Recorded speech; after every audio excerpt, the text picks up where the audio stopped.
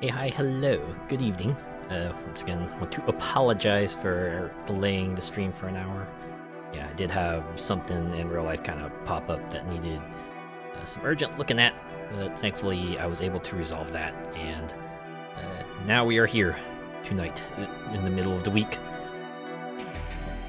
Oh, you're doing alright.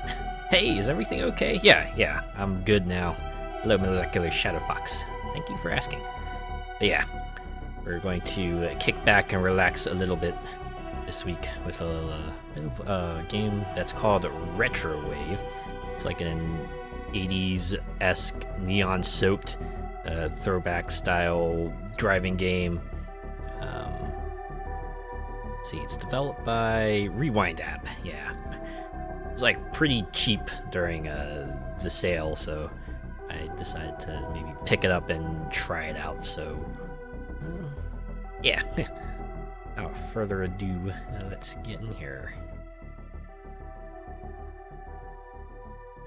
How's everyone else's week going? You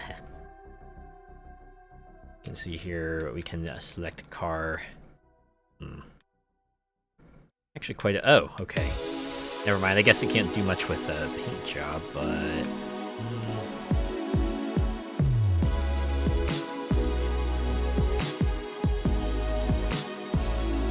that wheels, okay. Wheels are off the table, so is... Huh. I like how license plates are pretty cheap. Okay, I guess we can go to next. Select mode, one-way, two-way, time attack, speed bomb, multiplayer. Eh. We'll start with the basics. Select stage, oh man. Have rainy night, summer night, grid. A lot of stages, although I like how some of them are a bit more trippy than others. You got some with like the very obvious neon aesthetics, and some that look like they're more set in real world locales. Were you thinking of me when you chose this? You know, I thought when I decided to pick this, I thought, oh, you know what? Maybe you would be into this. I remember you kind of liking this sort of style of aesthetic. All right, why don't we start from the top here? Rainy night. Just getting into it. 3, 2, 1, go! Oh, run! We're in a car. Why would we need to run? Okay. Slow the start. Then again, we are running with like the very basic car, so it's probably not surprising. I saw the schedule and was like, holy hell, yes! I bet. Oh, okay. So it's like near misses, like burnout. Get close, you slip by them, get some pointage. Get combos as well. Oh, I crashed. Oh, I see. So this is like a survival mode. All right. Case, why don't I play again? Alright, so it looks like this is a case of just like drive as far as you can until you inevitably crash into something. You might crash into a wall, you might crash into a car, but...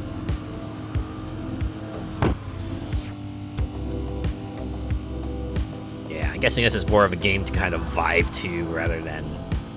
like, more than anything else, it's just a vibe, right? Kind of do this while you just need to kick back and relax. Yeah. To answer your question, I'm pretty good. Thanks. Been planning the logistics to head to a fur meet in London. Ooh, big things coming. That's always exciting and nerve-wracking. You know, when I remember when I went to cons, I always had to double-check and triple-check everything, right? My itinerary when I would be there, everything I would be bringing along with me, the folks I would be traveling with, of course the place I'd be staying at, making sure everything's there is in order, because of course if like, you know, even one of those things is off, it can kind of throw your game, it can kind of throw you for that period of time. Might throw you off, and yeah. Nerve-wracking, yes, it's a long way for me to drive. Oh yeah. It's like on one hand, it's the fun part. On the other hand, it's also very... it's like one of the degrees at which things could go wrong, right? It's like, oh no, your car... Like, something happens to the car, or there's, like, some construction happening, or you need to change your route, or some last-minute emergency happens. On the other hand, if everything goes right, then you pretty much have, like, the most banger weekend ever, and that's always great, too.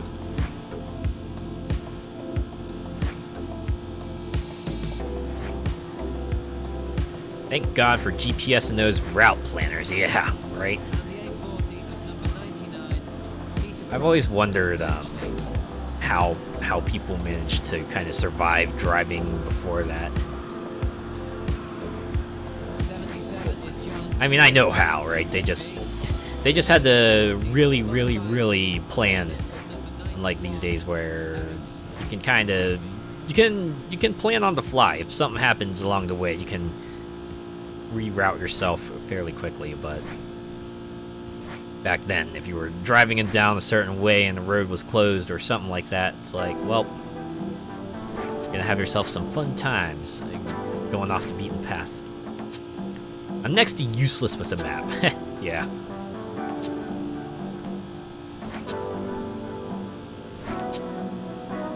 Not quite as bad, but I would probably have to, like, quadruple check to make sure that I'm going down the right way.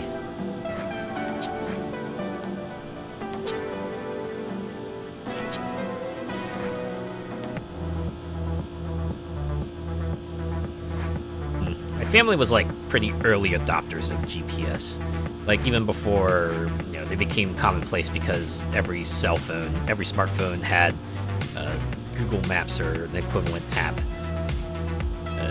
My parents would get, like, those standalone GPS devices that you would mount on the dashboard, and you'd have, like, their own separate screen that you could plan a route from. You could like hook it up to the computer to get, like, map updates and maybe update some customizations, like maybe changing a little car on the screen or startup and closing screens as well. That was fun times.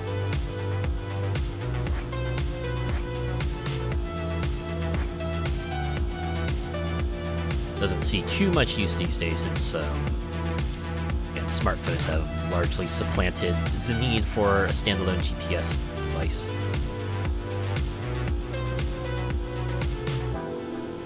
It's like to the point where I see a lot more of those car phone mounts.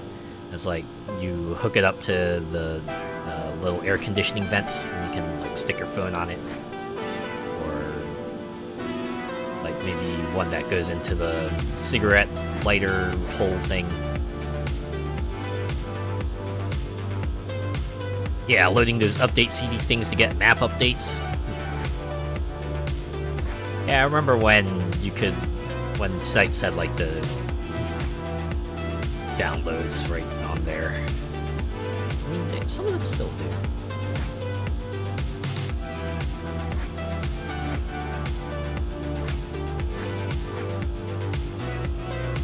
Yeah, I can't imagine just, like, waiting for a CD or a floppy with the software update you need. Days before internet, man.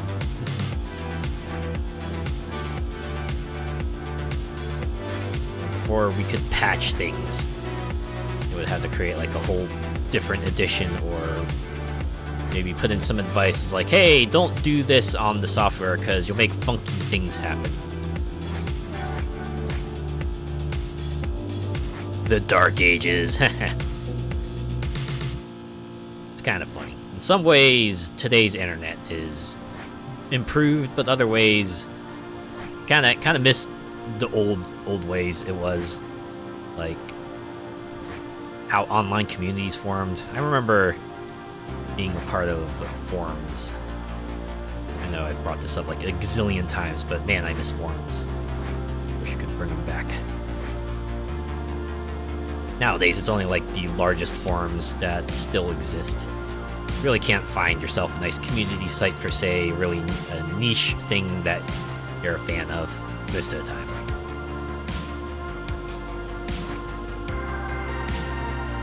tends to congregate around like one of the social media sites or Discord or maybe like another hub.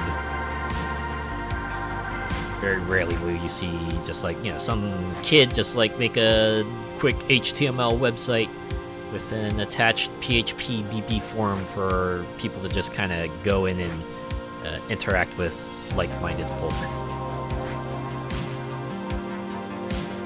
It's a blessing and a curse at the same time. Yeah, more often than not, it's like visit our Discord or Telegram. Oh yeah. Like, I've seen a bunch of sites that had forums actually just like shut them down. I think, what was it, not too long ago, The Sims, I was reading it somewhere that The Sims forums are finally getting shut down, which is, of course, causing people no ounce of distress. Which I get it, right? Because for some people, that's like where they spent a lot of time on, and when you think about it, it's gonna be a lot of internet kind of history that just gets poofed. I'm sure someone's already gone and archived it, but it's gonna be like one of those things where you look back and go, "Oh man, remember those?" Which I guess is more than what I can say for, like, you know, some other forums, which just might disappear one day, and who knows, there might be an archive out there, but it's likely that no one has archived it, so that kind of community is forever lost to the ether. Oh, snap. That was kind of like a pseudo-accident. I'm sure that was just like the car just, you know, getting jammed because it was trying to switch lanes, but there was a car in the way, but it was like there was an accident in the middle of the road.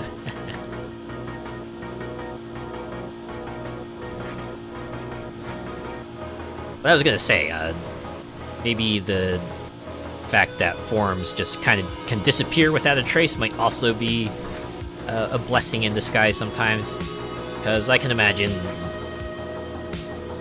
you know, most of us probably joined a forum when we were kids, maybe tweens. That was when we were in an edgy phase, maybe. Perhaps we had some... we might have acted in a way that perhaps doesn't reflect who we are now, so... maybe it's on the plus side that is lost, so that way... people... you know, there's less of a kind of a paper trail for people to find, right? A true case of lost media, yeah. There's a whole wide world out there, just so many forums probably disappearing into the night. Even more that we could even possibly ever know of. But there's a handful of people out there who remember them. Oh man, there we go. Wow, I lasted way longer that time.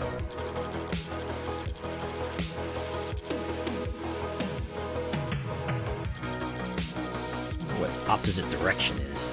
Oh wait, no, I think I can guess what that might be. Anyways, let's go back to the main menu, shall we?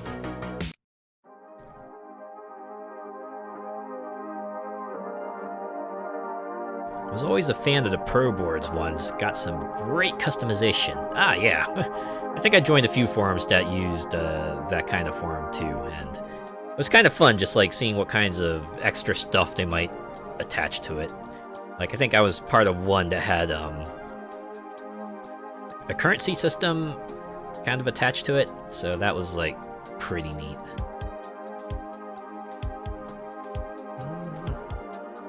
Might be a bit too light blue here. It's for wheels. Oh, I like that one. Look at that one. Oh, this is the upgrade section, but first I want a license plate, so... maybe not that one. We'll just get generic Retrowave. There we go. It's for upgrades. Why not? Maybe these two. Oh yeah, getting HTML for text colors and signature images. Amongst other things, like a custom title. I know the forums I was on, that was always the big deal. You needed like a certain post threshold to be able to change your title at will. Always like a mark of a true veteran. Because I think the forums I was on, the post count requirements were pretty absurdly high. Alright, we're gonna pick two-way, and I switched to Cyber City, like that.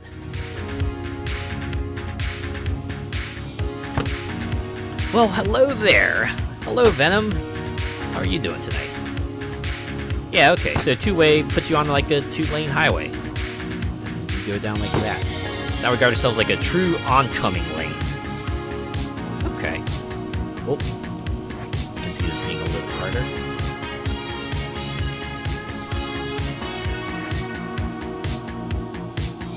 Yep, my main furry board I'm on has that level up by the number of posts. Yeah. Little thing to go for. Oh, okay. So there is a threshold as to when you'll end your run or not. If you scrape the side of a car, you're good. But you kind of like hit a corner, you're as good as done.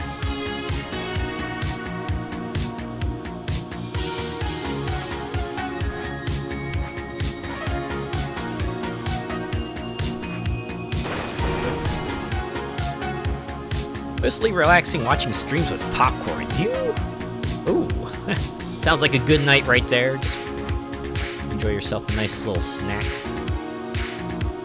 It's like you're getting a theater experience. And I'm doing alright. I had to delay the stream a bit because of an emergency, but thankfully I was able to resolve it, and now we are here just chilling to some 80s style tunes while driving down the endless road.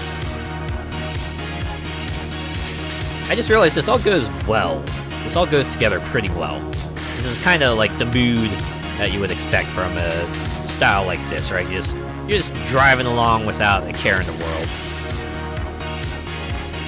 The speed isn't so fast that it feels uncomfortable, but it's like at that right sort of leisurely pace that you feel like you're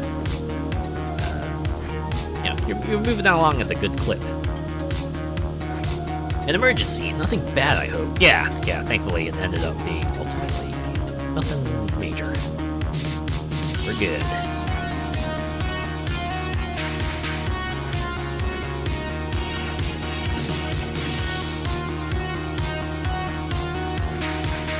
Yeah. Playing Retrowave right now, so this is like the sort of 80s throwback-esque racing game you can see with the style and everything, and the neon-soaked aesthetic of it all, and that sort of synthy music in the background, and the designs of the cars too, and the way everything looks like that sort of style of 80s TV as well. Like, not sure if you can see it, but there's like very faint hint of scan lines that you can see on the screen, and like even the text feels like something you might see in an 80s style TV show. It's really nice. This is just a lot for me. I'm totally vibing out right now. 2 a.m. watching my fave streamer, just relaxing. Glad to be of entertainment. Reminds me of MFF a few years ago. The theme was neon lights, so a lot of this. It is nice. It's nice when they manage to pull it off. And it feels like this one does it pretty well.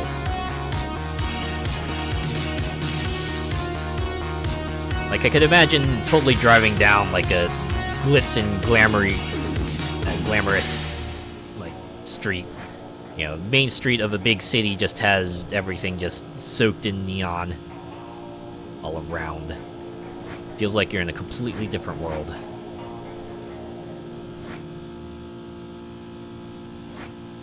I think about it, given that I'm seeing like pyramids on the left side here, is this supposed to be a stand-in for Vegas, perhaps? Could that be the Luxor? We're seeing other things that seem to seem to lead in that direction.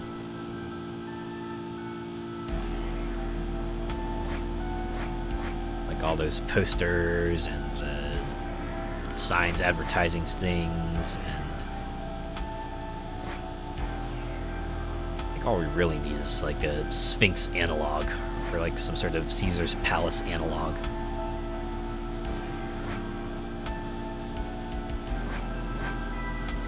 Grab your white Lambo Caltac pastel color suits, shades, and just drive. Yeah.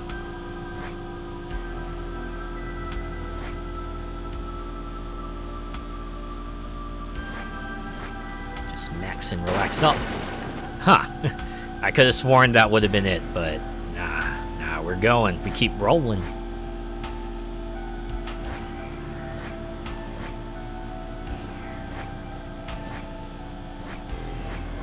Okay.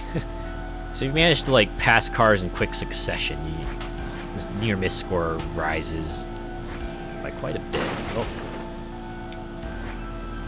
It's like about 66 to 67 points, so about a 2/3 increase from the base score. Although that combo timer does run out pretty quickly.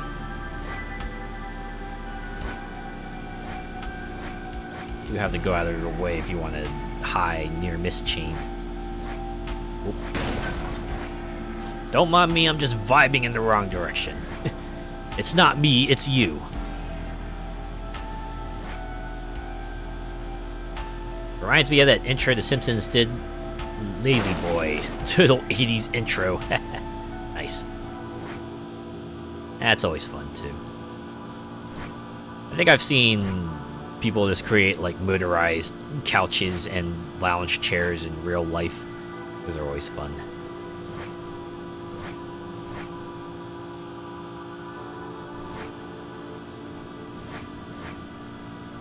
Like, I wouldn't go anywhere seriously far with it, but you want to just take it for a ride around the neighborhood, that should be fine, right?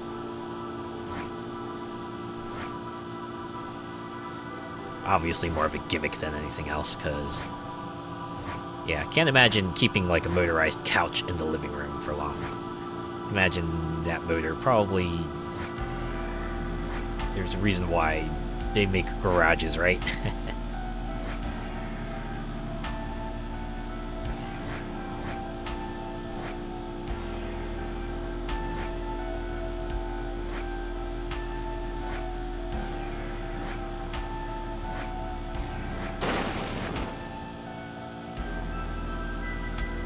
Wrestler I used to watch would come to the ring on a motorized beer cooler called the Booze Cruiser. Oh man, not enough space in there to kind of squeeze through, but that's how it be.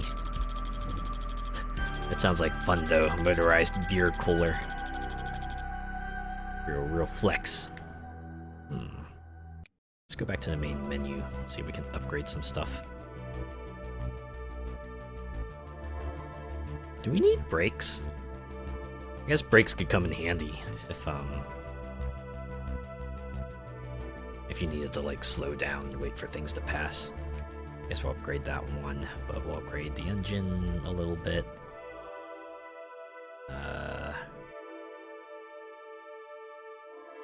Upgrade the engine a little bit more. Okay.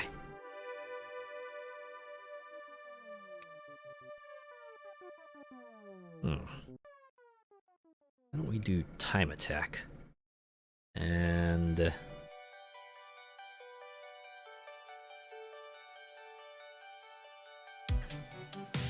well, you know what? Let's go with the other style of wave, the vapor wave. Oh man, okay. Now this is starting to resemble like those computer graphics videos that people would make in the 80s. This is like, you know, peak graphics right here back in the day. Also, were those like giant Arizona cans we drove by? And those are Windows. Just straight up Microsoft Windows, huh? And Fiji. I mean, I figured it would be referential, but I didn't think it would be like that referential. Random question, have you ever been on one of those party boats?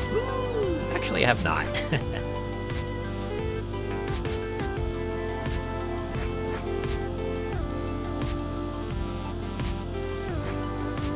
Like, imagine you're talking about like a kind of one of those like wild party boats where everyone's kind of like dancing on the deck and kind of like inside and everywhere.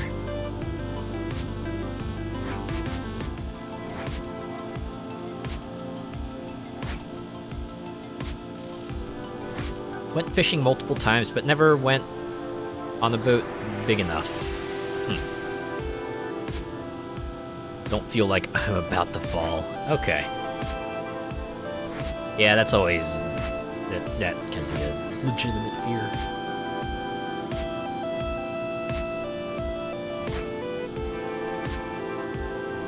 It's like fall into the water and the boat just goes too far ahead for you. Oh, snap. So that's how that works. Let's play it again. Yeah, okay, so I have like 100 seconds, I'm guessing, to kind of accumulate as much score as I can.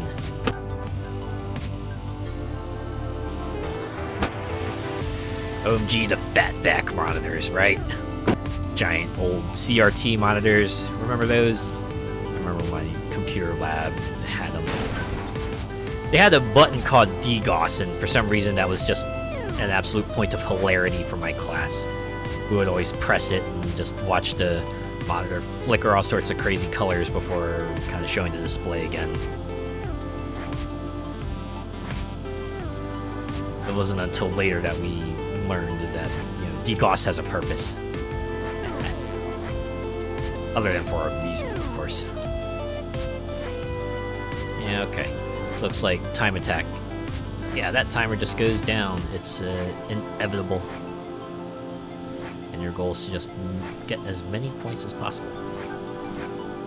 On a one-way road, thankfully.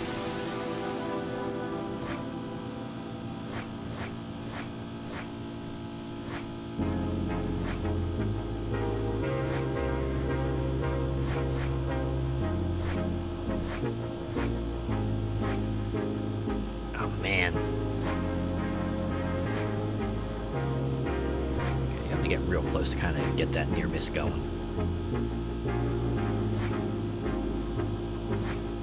Our high school computers had those real old school ones that had the green text. Oh man, like looked like those terminals and everything.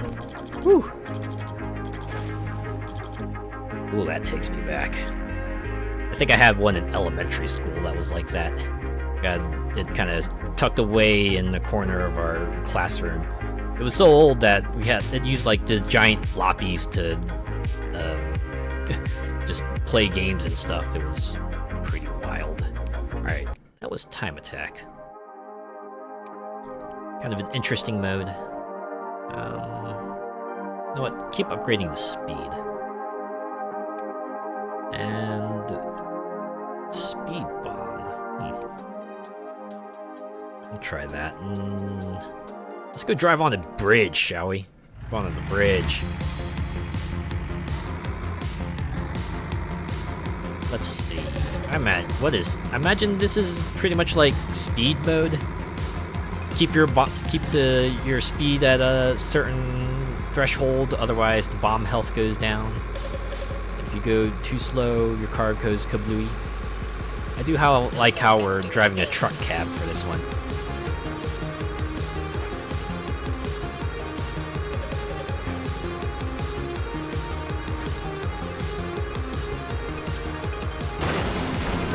Oh snap! Okay, so that's why we're driving a truck cab, because we can just plow the traffic out of our way. But slows down the car, or slows down our cab here. Bomb health goes down. And I'm guessing once it runs out, this whole thing goes up in smoke. Channeling your inner Shadow Fox driving that truck. Kind of twitchy though. You can kind of see it bouncing around. I'm guessing this is not how truck cabs operate in real life. It's just like the physics of this game is how it's doing that.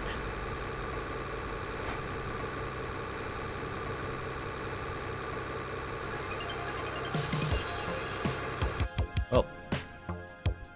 Give me a moment here.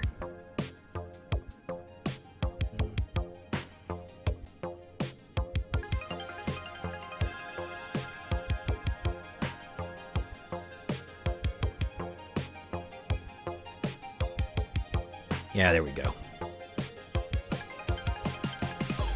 Alright, we're back. Got that jelly suspension. Indeed. Oh, snap. Get out of my way! This is how Keanu Reeves felt when he was driving the bus. Alright, so I'm guessing as long as you got like the high speed at the side there, you're good to go.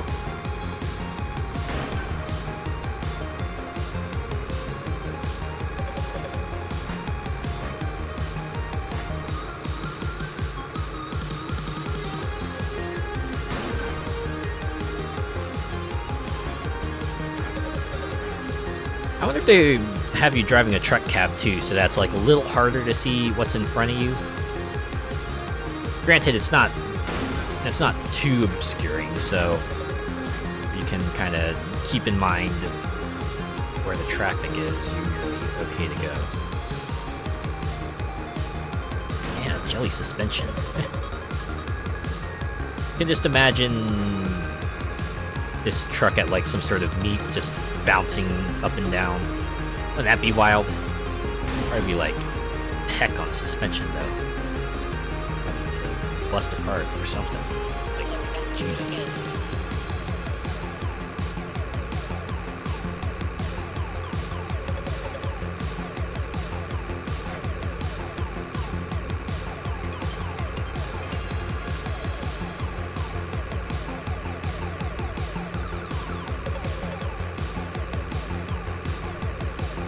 Modify air ride suspension to make it bounce like a low rider. Yeah, that's what I'm thinking of.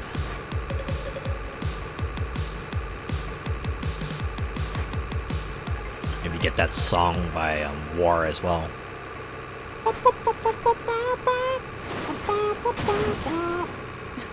Sorry about that. I'm not the best at singing.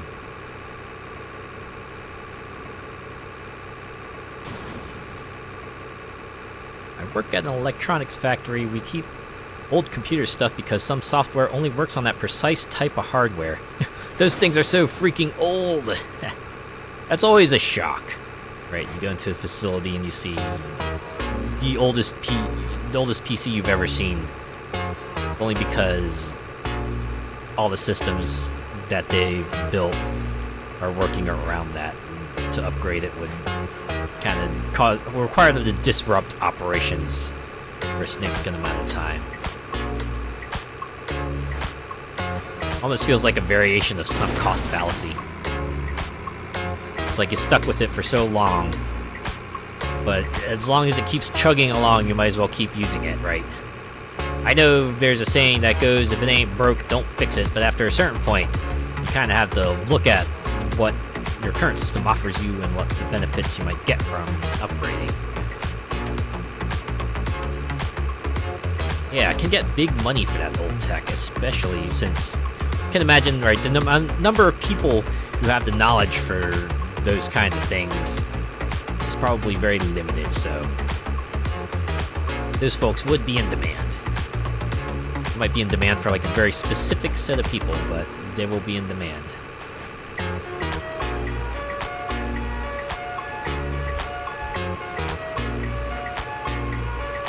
I guess the other thing that can perhaps hold people back from system upgrades is just having to retrain your entire workforce on the new system.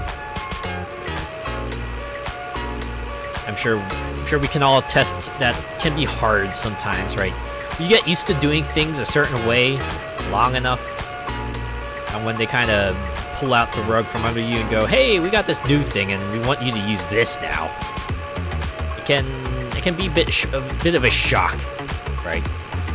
Everything just feels new and weird, and kind of uneasy because now you need to learn a new set of ways to do everything. Even if it ends up being better for you in the long run, it's just like getting back up there is going to be a process and a half. I certainly get that feel, right? Change can be hard sometimes.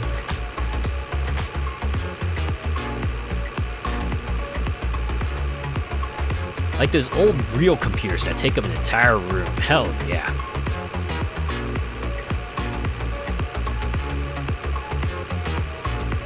I think I remember reading somewhere about how...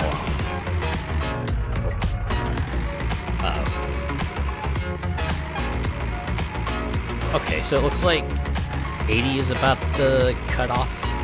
If I go slower than 80, then the bomb health is going down. Alright.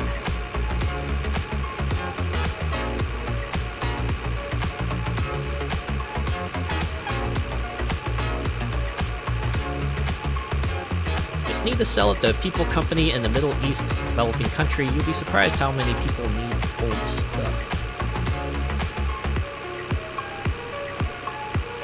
Well, in that case, it's like any port in a storm, right? Even if you get something that's really aged, if it's still a step up from what you had before, then you might as well take it, right?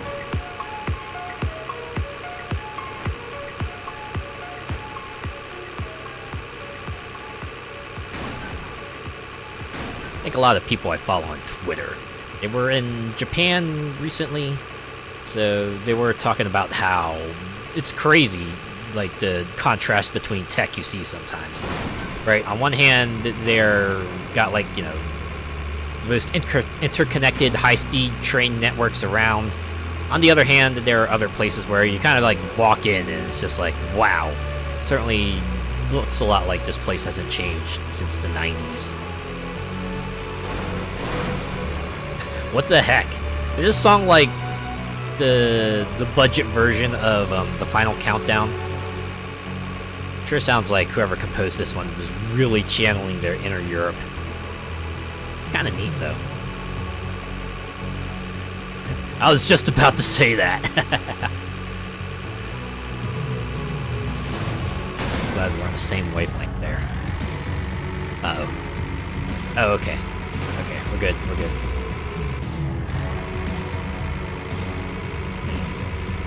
I am playing on normal difficulty, so... I explain why this isn't so bad. I might actually, after I run through all this on normal, I'll probably try it on hard and see how far I can get.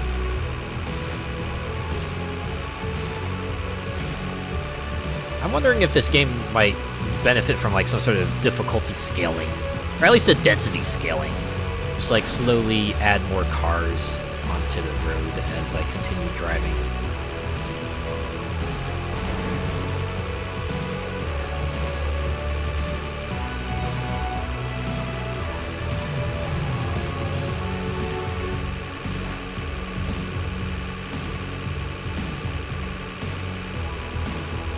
I guess, I don't know, if this fella wanted to really kind of minimize damage from the bomb, you could always drive the truck cab into the water. It's like, they could do that. Or maybe the guardrails here are like made of the strongest stuff, so strong that not even a truck cab can bust through them, so you just gotta drive down this road to their inevitable conclusion.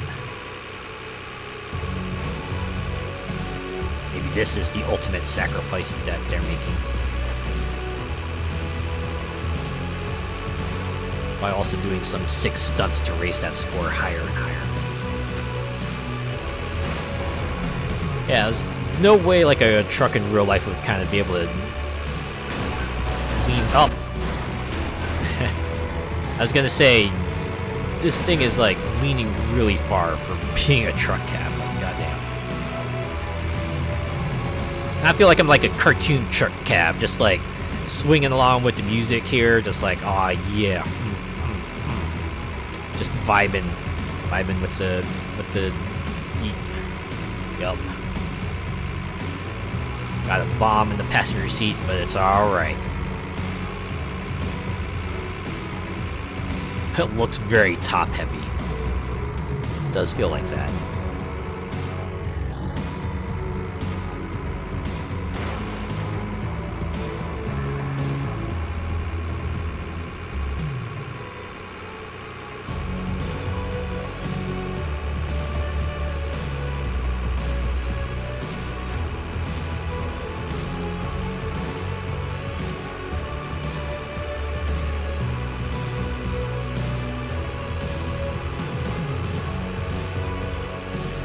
Is it just me, or is the bomb like beeping and beat to the music as well? Wait, no, it's not. It was synced up for like a very brief moment, but now it's a little off.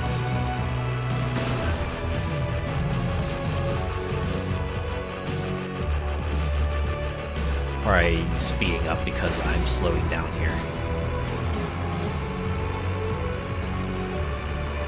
That always gets me when like some element in the world just gets synced up with the music when that's like not part of the gameplay. It really throws me.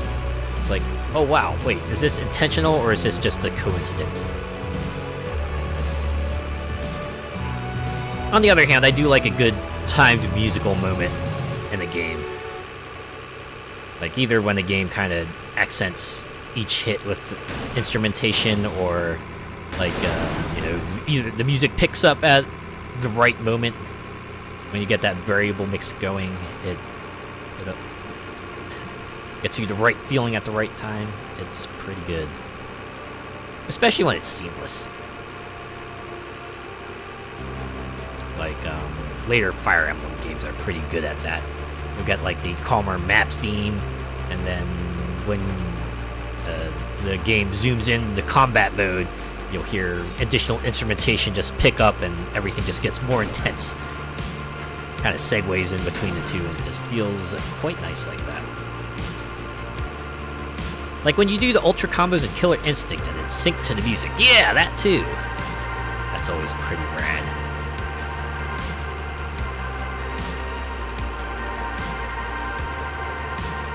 Especially nice when you get them on like their home stage and right, getting the character on the home stage, like getting Jago on the temple, or Orchid on her little hideout. Feels like they specifically kind of assigned all the instrumentation there, like that. Oh man.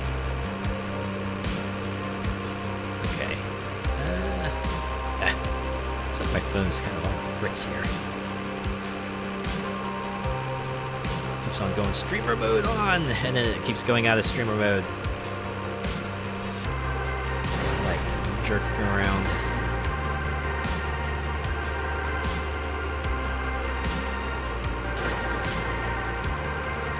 Ah well. I'll take a look at that later tonight. This just vibe. Spinals is a good one, and the icing on the cake is his cackle. Oh yeah. When it all ends like that. It's pretty cool. It almost makes me bummed that like the Season 3 didn't have a unique stage for every character. They only added like 3 new ones, right? It was Kim Woo's stage, Tusk stage, and then the Halo stage. And everyone else was just present. Granted, they did all have their theme songs, so it wasn't too bad, but it was pretty cool that Season 1, Season 2 characters all had a stage that they could call their home. Suppose it would be a bit much to ask for to make it like a unique environment for 27 characters? Right, they ended at like 27 characters. Yeah, because they had 3 seasons of... Or no, it was more than that. I think it was more than that. 'Cause it was like 8 characters Season 1, and I think there was 9 in Season 2, and then 9 in Season 3, and then they had like those 3 standalones. So... 29, I think. Still a pretty hefty roster, all things considered.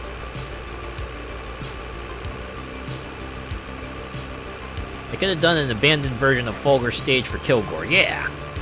Like, I can imagine a lot of ideas they could have gone through, but who knows? Maybe it's a budget thing. And in the end, stages are nice, but if they serve as a little more than backgrounds, then it would be a good thing to focus that effort on making the characters the best they are, that the best they can be, right?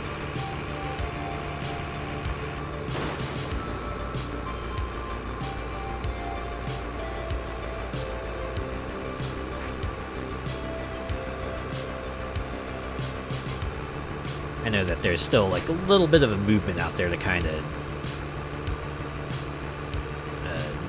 make a sequel to Killer Instinct, because it's been like about 10 to 11 years since it came out now. Oh, the Xbox One version, I mean. Yeah, Killer Instinct as a franchise has been around for much longer, but yeah.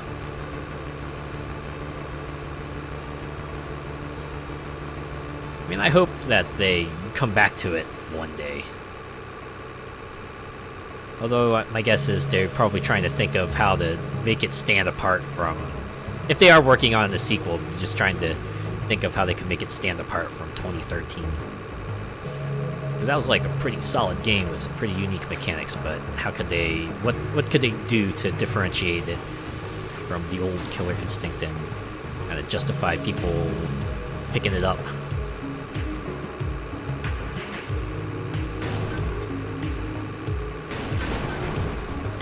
Granted, things are going to be different, because I know when 2013 was first revealed, people didn't have the highest amount of confidence for it, perhaps they might have been justified on it, but then it came out, and people were like, ooh, wow, this is actually pretty good. It was good enough to get them 3 seasons worth of post-launch support, so it's pretty cool.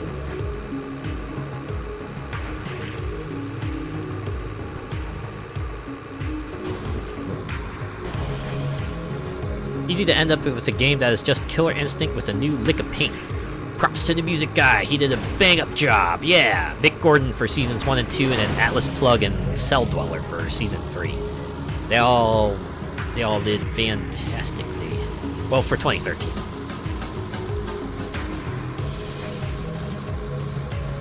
Yeah.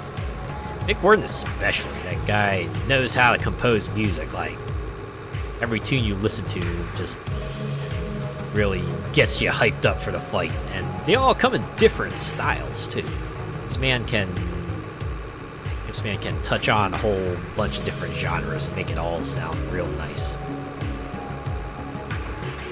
Cinder's theme is in heavy rotation in my car. Him and Fulgore. Those are your favorite themes. They are pretty good though. Especially Cinder's, I think, is just kind of like an updated version of his theme from Killer Instinct. And Fulgore's got that big industrial thing going on for his theme. So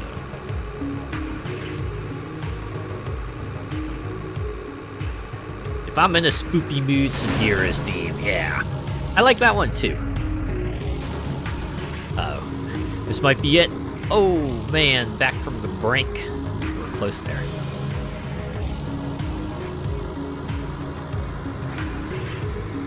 It really does take like one good wipeout to really take you out, huh? Fulgore's is very Fear Factory. That heavy industrial metal feel, right? Yeah.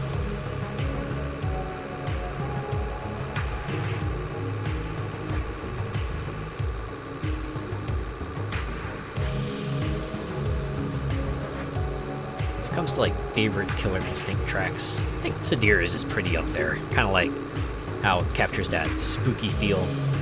It still manages to sound like rockin' and intense too. I also like Aghanos's theme. Just has this really epic feel to it when you got that choir chanting and the prog rock feel of it all. I remember hearing it in the Aghanos trailer and just having my mind blown. Just how sweeping everything sounded. And then TJ Combos was pretty fun too. like a little rap about how he's back. And he's gonna rock the world as himself now. They brought in like a pretty notable fella to sing the lyrics as well, if I remember correctly.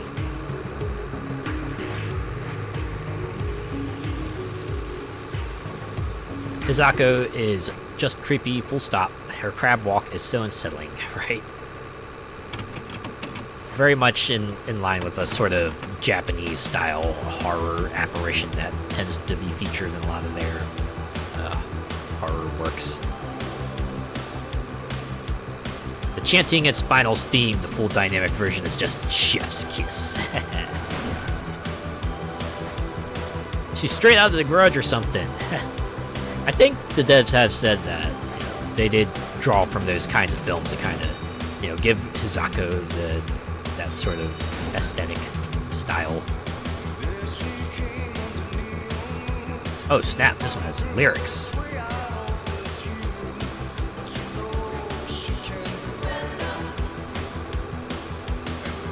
This sounds like a credits theme right here. This is a theme that plays while your main character drives off into the sunset. The credits start rolling up and you see the screen just slowly fade to black.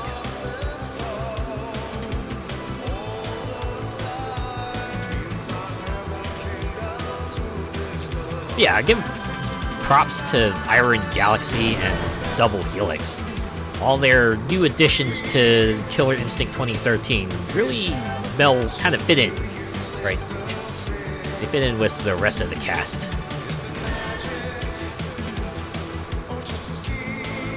Or in a montage. Oh yeah, yeah! You can just imagine someone kind of doing their training regimen to this. Right, they're doing their exercises, they're running up and down the stairs, doing push-ups and sit-ups and lifting weights, and punching the speed bag.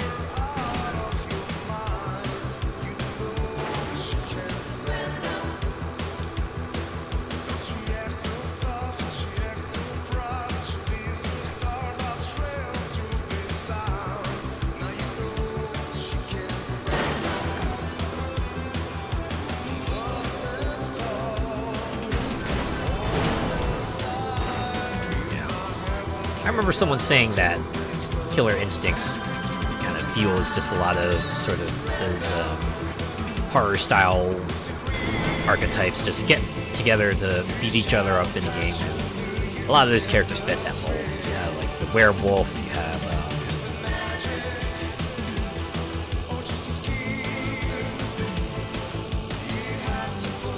you also have like the mummy, the spider lady, you have the demon, the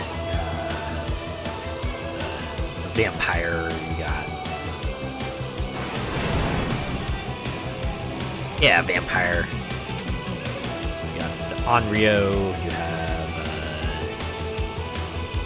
Oh, robot, I guess, right? Like a Terminator-esque robot. Like 3 of them, even.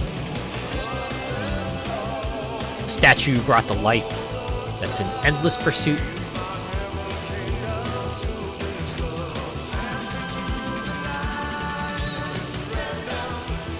All comes together pretty well.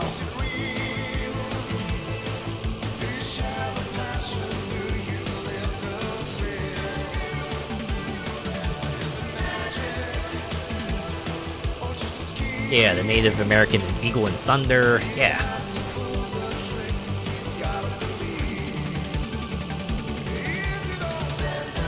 A spiritually attuned monk with Jago. Sort of sassy sidekick with Orchid. The martial arts practitioner with like Kim Woo.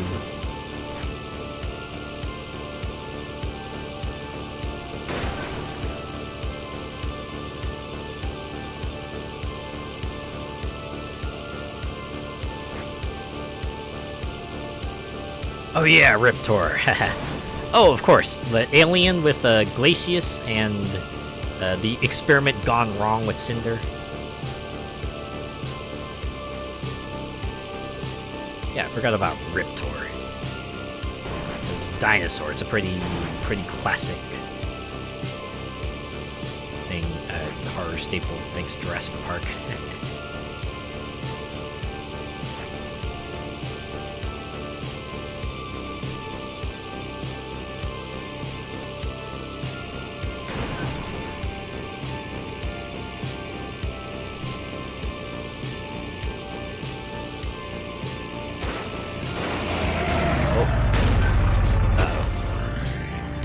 Okay, so that's what happens.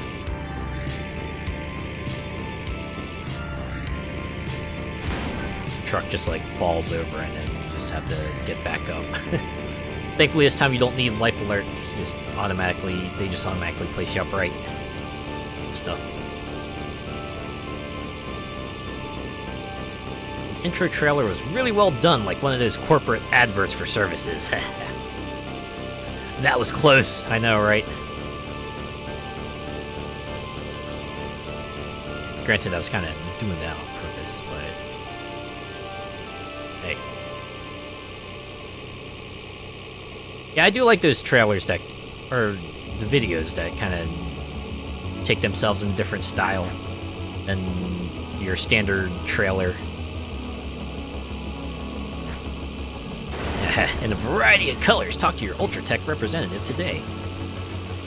Yes, who wouldn't want their own dinosaur in their house, right? Look, it breathes fire, it's got claws, it can bite. Clearly something that you can brag about, right? Bring your guests over, if they want to come over.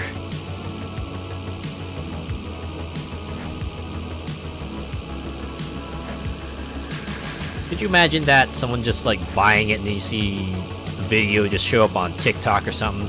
Hey, look, check out my new Ultratech dinosaur. Imagine that would be the kind of video that would get taken down pretty quickly, actually.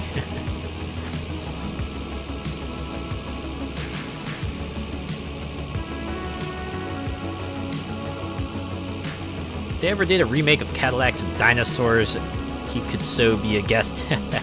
Something you'd see on Live Leak. Oh, man.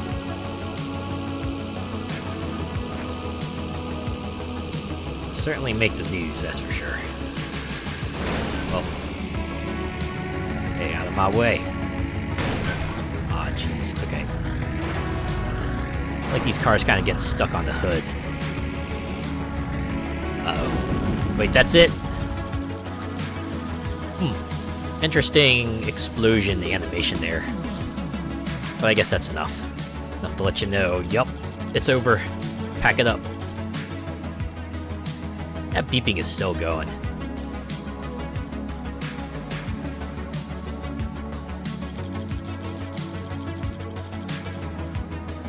Alright, I'm just gonna go back. Holy crap!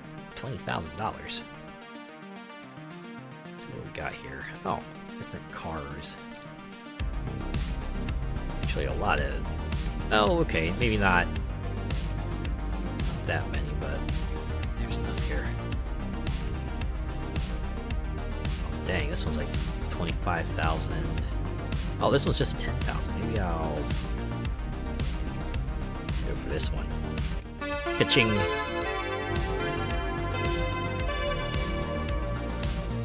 Of course, every fighting game needs a pirate character. Oh yeah. How could I forget? Skeleton, of course. It's like the classic horror staple. Of course, they made him Pirate Skeleton. Ooh, Buick Regal GNX. OMG, my dream car, that 77 Trans AM. It's always fun when you see cars that very much in the style of real-world cars, but you just call them something else. Like this Turismo here. Upgrades are still the same price. I guess I can appreciate that. Alright, try one way, but we'll switch the difficulty this time. Oh! I like how they have it peaceful, so I'm guessing this one just has, like, no cars. You just drive, you just vibe. Let's try hard. How do we get, like... Oh, wait. Okay, never mind. That's DLC. I didn't get any of the DLC, but it's fine. That Testarossa you've got is such an 80s icon. I guess we'll just go with Nightcall. See how much faster everything is. Oh boy, wow, look at that. Straight up desert drive here, okay.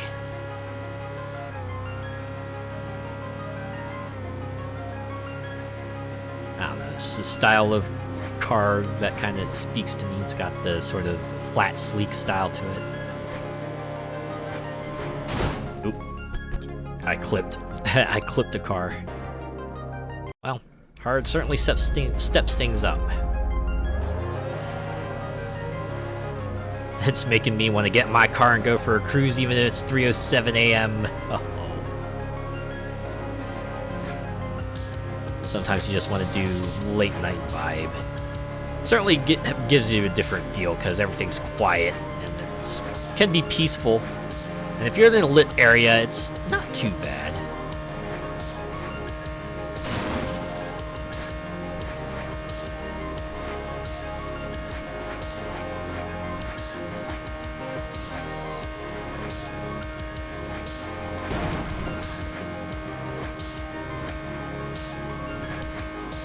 I have to admit, I would never go on like a late night walk myself, but I can see the appeal for anyone who would want to do that. Late night driving is great, super quiet and super chill. That early morning, I can imagine. Yeah, something about quiet just really relaxes. Well, I shouldn't have tried to slip in between there. Look at that, they gave me the quick summary because I only lasted like 3 seconds.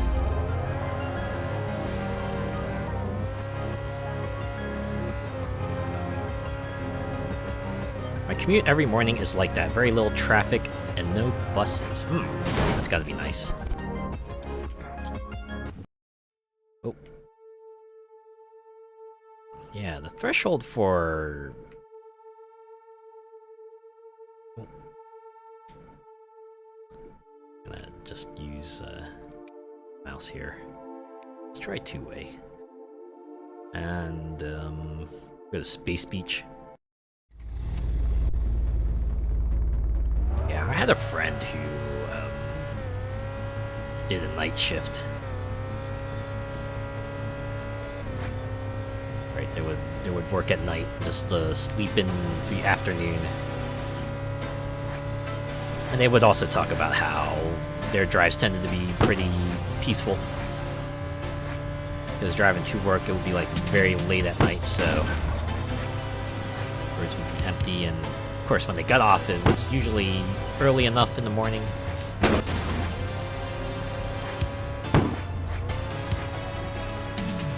So a pretty chilled time all the way through.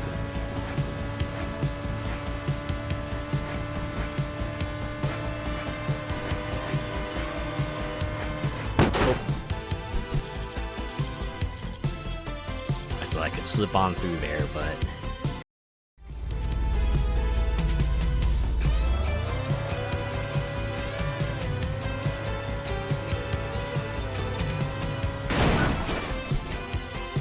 and I thought I could thread the needle, but totally could not.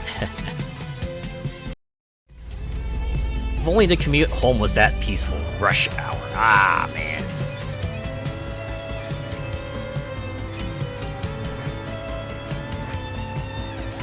One of the places one of my friends used to work at, they were telling me how they had like a 2-hour commute to and from work. I just could not imagine that, right? Especially when you're doing like, say, even a 9 to 5 job. It'd actually be more like 7 to 7, and that's on a good day. Oof, that's rough, yeah.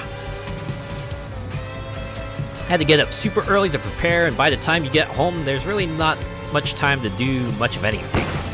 Especially if you have errands to run. Right, maybe enough time to fix yourself dinner, maybe do a thing here and there, and then you're just kind of off to bed the next day. even worse if you were relying on buses and stuff. Oh. There was the one job I worked at where I had about an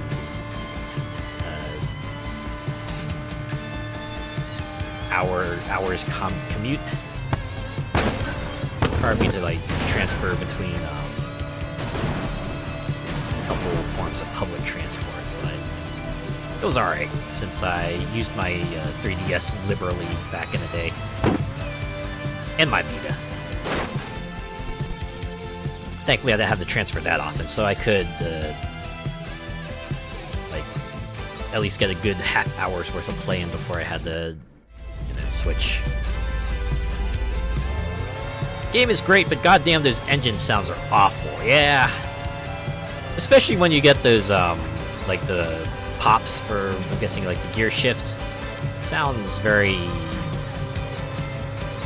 blown out, for lack of a better word.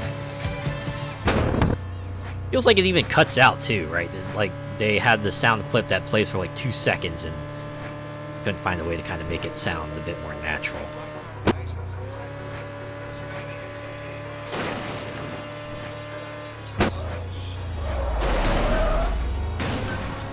By the time you get home, it's like face plants on the sofa, right?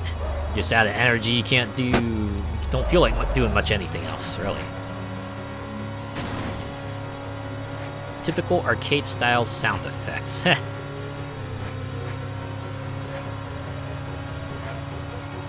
don't know, I think there are some arcade games that even still manage to sound a little better. Alright, well, hard is hard, who would have thought? Alright.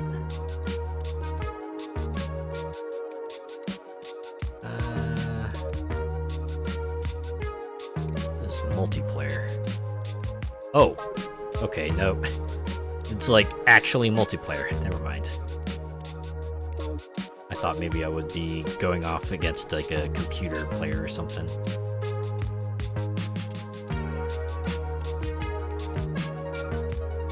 That's me every day. Get in and I'm like, can I be bothered to cook?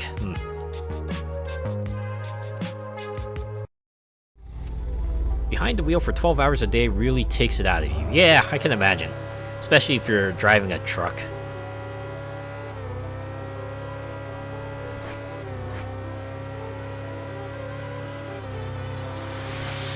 Like, you probably just have to take a lot of mind space to make sure you're staying safe for yourself and everyone else.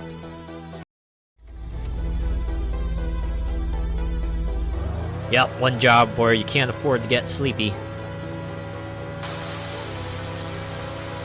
Like, even the smallest hang-up can have some long-lasting effects. Can have wide-reaching ripple effects.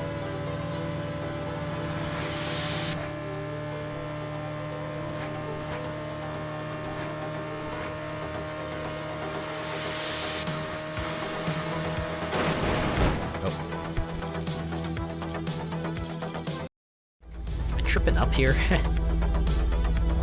I also like how the space road looks like a 2-lane road, but you have like people driving on what would normally be the shoulder. Just imagine a lot of these people are just trying to get ahead of the traffic and are really impatient.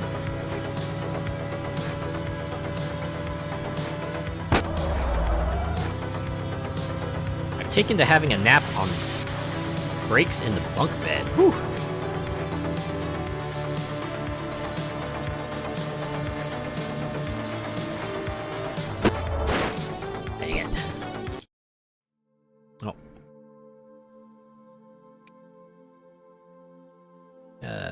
$8,000.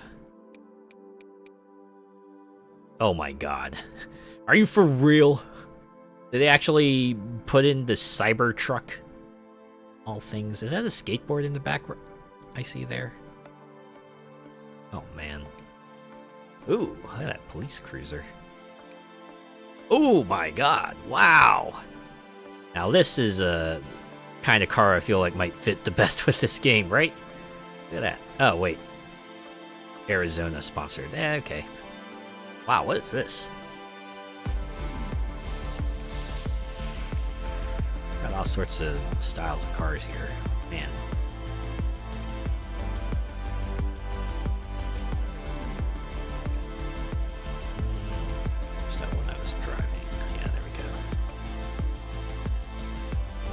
two-way again. Let's go to Space Trip 1 this time.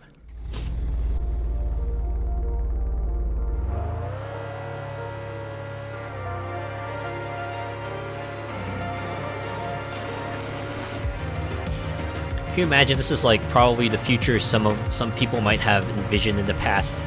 Just roads going up to space, letting you to drive to different planets. Granted, the logistics of such a thing would probably be a nightmare, you know, given the rotation of the planets and everything. But sure is nice thing to imagine. Just think about one day, hey, maybe let's go take a trip to Mars. Just do that. Granted, in real life that would be a lot trickier, considering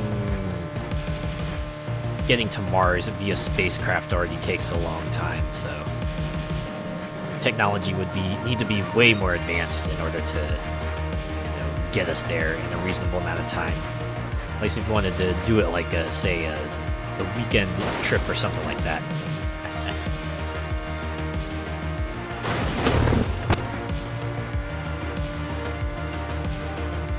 At one time, they thought we'd have flying cars like the Jetsons. Ah, man. Imagine. Yeah, like buildings high in the sky and everything, too.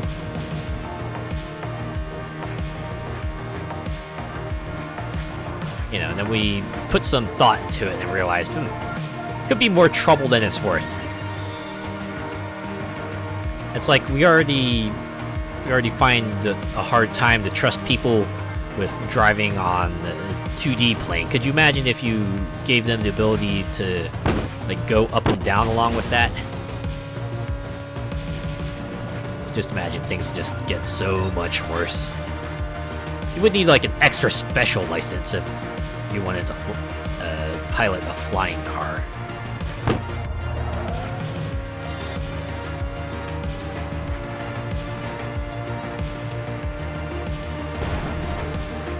Probably go through like a similar training program like you might if you were training to be an airplane pilot.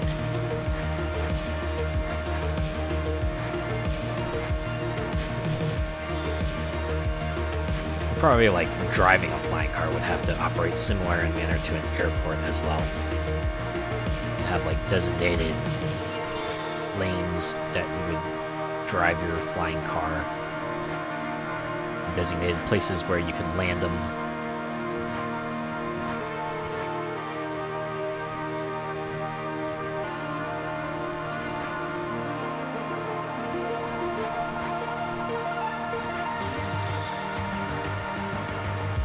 Yeah, be like the traffic scenes in Fifth Element.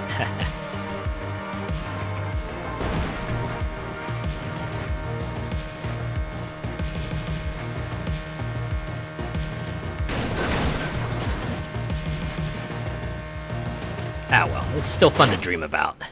Just imagine, what if flying cars were actually a thing?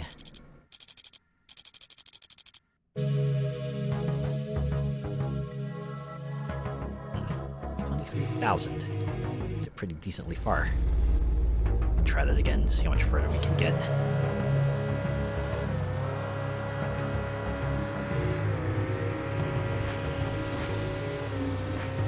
You know, there's one thing I wish actually did become a thing, hoverboards. Or Back to the Future, when they went to 2015, and Marty McFly got to ride a hoverboard there. Remember when 2015 actually rolled around and people are like, where are hoverboards? Back to the Future promised there would be hoverboards. Oh. Zoned out too much and I didn't realize I was about to clip a car there. Some people can't drive regular cars at the best of times, right? Just imagine those sorts of folks being able to pilot a car that can go in every direction. You would be even less safe than you are now.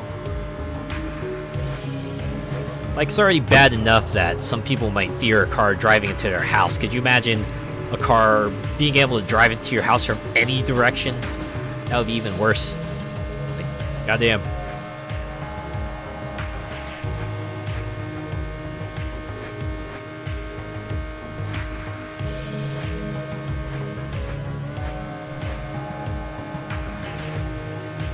Yeah, hoverboards. Still bummed that the one device that took the name hoverboard does not do what you would expect a hoverboard to do. It doesn't even hover. It's like bootleg Segway. And from what I've read, it still has problems with just catching on fire. How it still manages to exist is beyond my understanding.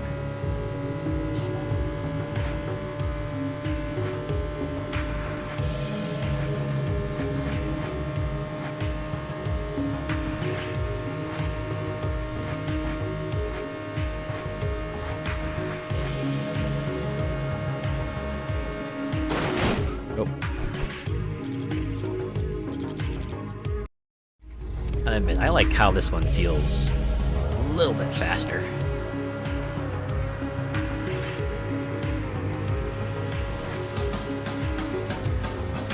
Granted, it's because the speed stat is higher, so it makes sense.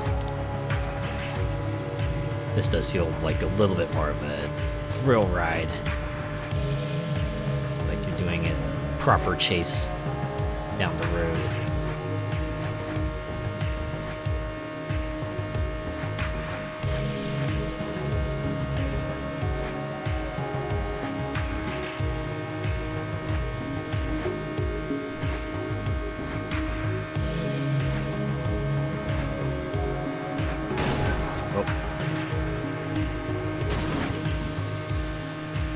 Always nice when you get the scrapes and not the proper wipeouts.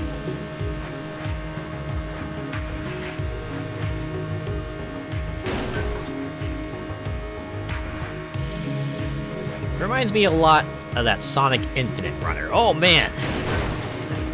I remember that game. I remember playing it way back in the day and just doing enough runs to complete those dailies and try to unlock the characters when they were available.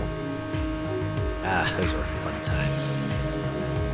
From what I've seen, that game is still running. It just kind of blows my mind, because I've seen other Sonic games come and go. Like, there's that one 2D Sonic Runners game that was like actually called Sonic Runners that got shut down after a while. And they created like a sequel to that, which was just a paid app. It was pretty decent for what it was.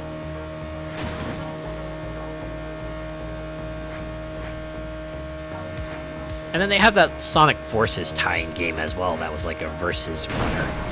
That I think is also still going. They have like a whole multitude of characters that are that you could probably get in there now, because Forces is like several years old now, right?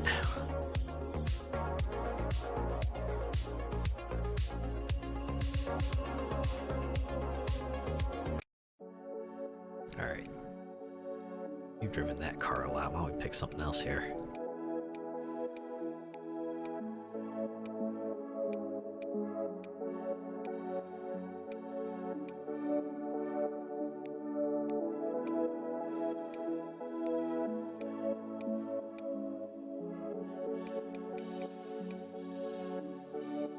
Here, why don't we get this one?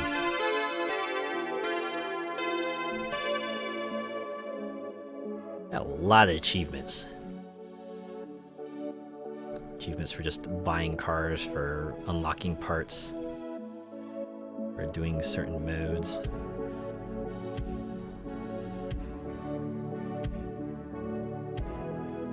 The one I played was Sonic Running from Love Infinite Runner.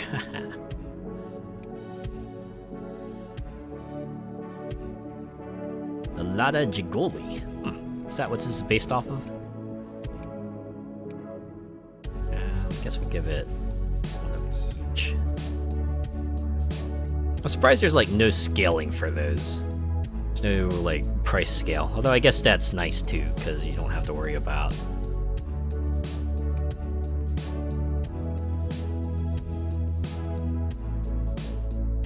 Let's go on the Skyway.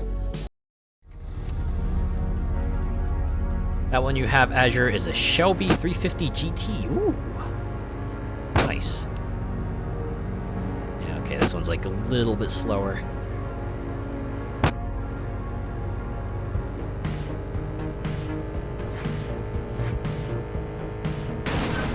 Yeah, that sort of really crunchy bang that just cuts off after a bit. Certainly you can see how it gets grating. Kind of thing you wish it were a little better.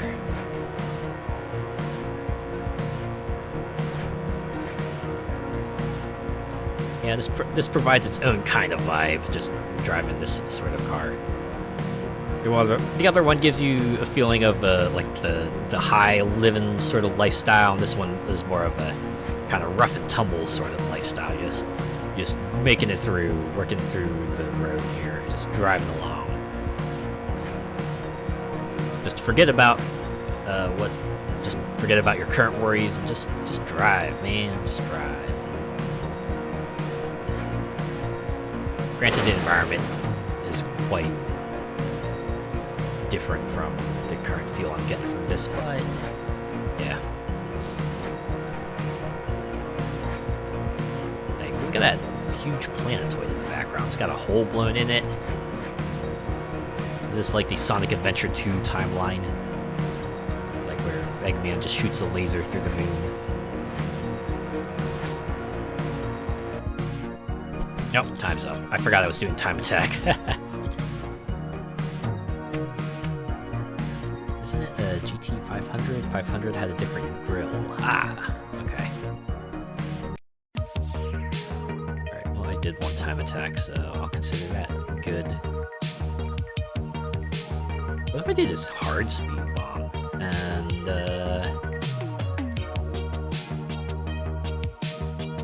actually we'll do voltage. This feels appropriate here.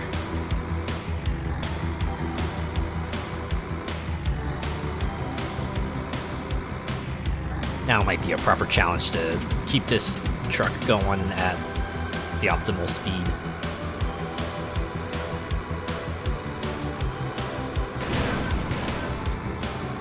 Oh.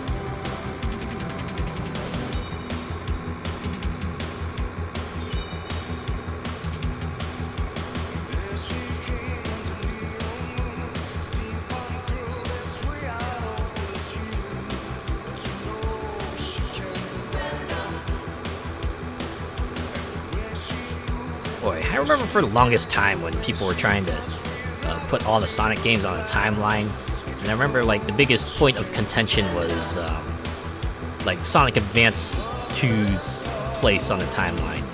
Because I remember correctly, there was that one stage that had the moon in the background, and since the moon wasn't like exploded or anything, people were going, yes, this game clearly takes place before Sonic Adventure 2. And I'm not quite sure where that went from there, but I just remember, like, oh boy, people will definitely pay attention to details to kind of get everything into place here. Almost as complicated to figure out as the FNAF timeline. And that game's like intentionally giving people breadcrumbs to work with there.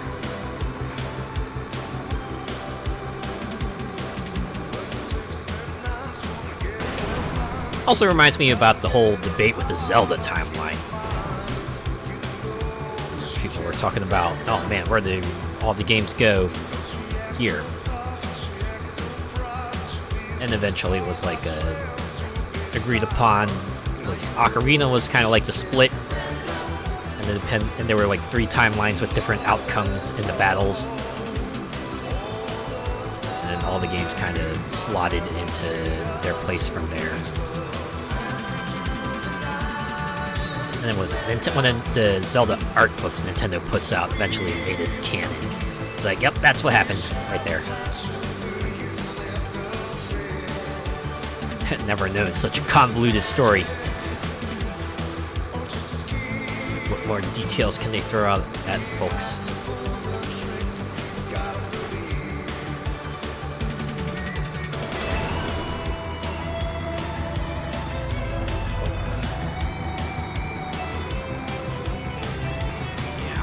remember correctly, was it the Legend of Zelda timeline divergences were essentially, I think it was Link wins against Ganondorf. Ganondorf defeats Link, and then Link never goes to the future, and Ganon wins that way. I think that's how it all split anyway.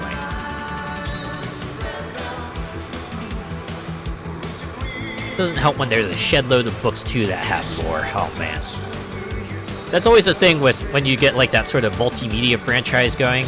Right, people who only follow like a specific line, if they keep following that specific line, will just get completely lost. See Kingdom Hearts, right? It's like the gap between 2 and 3, you got like a zillion supplemental games that have come out, and 3 expects you to at least know of what happened in all of them, because they're going to address them all, whether you like it or not. I guess it's not too bad now, since they have those collections, so you do have all the Kingdom Hearts games in one place.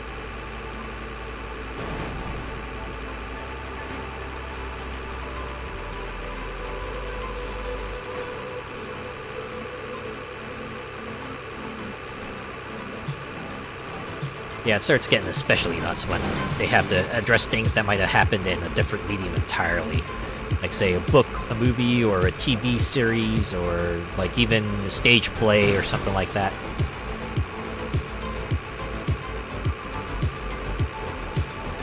Wasn't it, like, near where everything that happens is canon?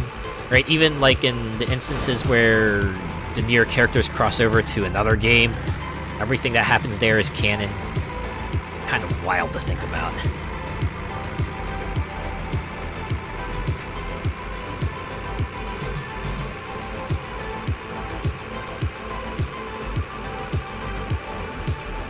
I wish the Pizzaplex for FNAF Security Breach was a real place. I'd so go there all the time. Ah, what's that place like? I'm guessing it's like the play place of your dreams. Kind of play place you'd hope existed when you were a kid.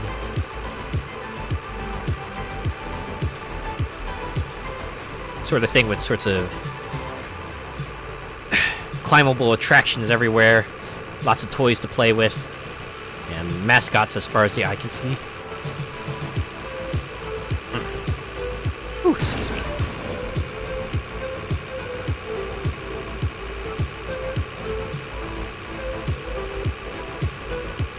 I bet it would be nice though, when it all comes together.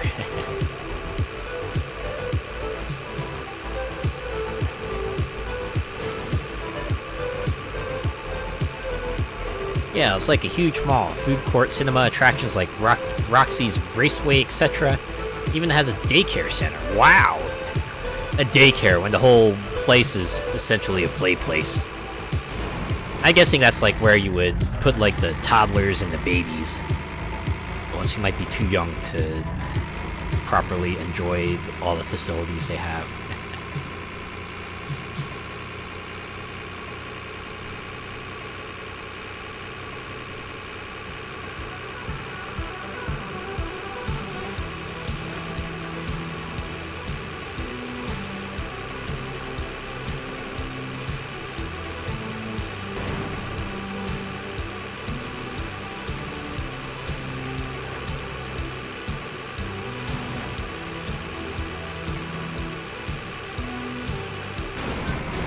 Imagine Chuck E. Cheese, but mall size. Oh, yeah. Oh, it has Phaser Blast laser tag. Ah, laser tag. Now you got my attention. Oh, man. Can't remember the last time I've done a laser tag game. It's been a really long time since then. I'm pretty sure, like, the facility that I went to is probably no longer in operation. Or if it is, everything probably is really aged now.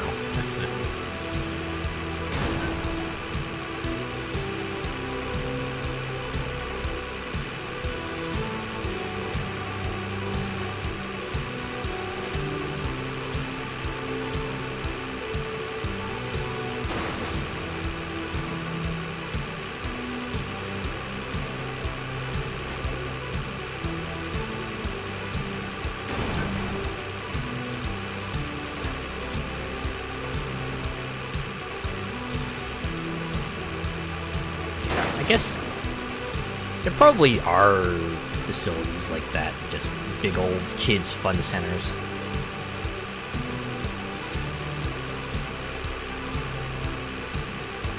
I know they have like some museums out there that are super kid friendly, like putting a lot of exhibits that kids would have a lot of fun with. Lots of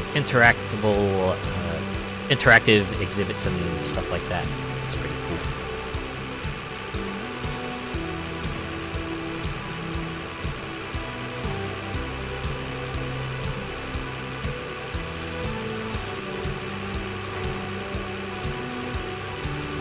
I remember when I was in a school club, and like one of the trips we went on, they had a party in the museum. And you might think that sounds kind of boring, but it was actually pretty neat, because they did give us like limited reign with the exhibits, right?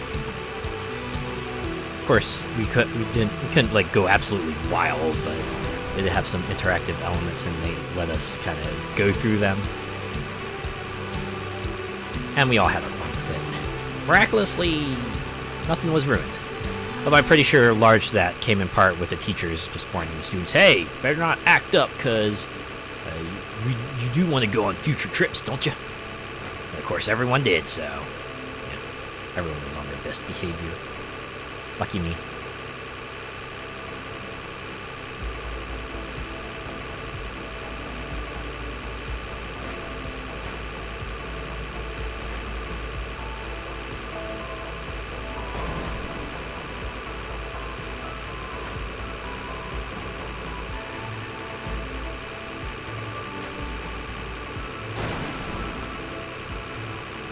Best trips were always the theme parks. Oh yeah.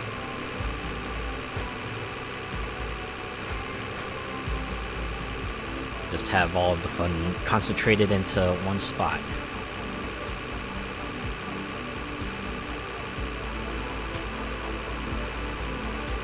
It is nice when you get to do it as like part of a reward field trip, but I also remember going there with my physics class. Going to a theme park with my physics class.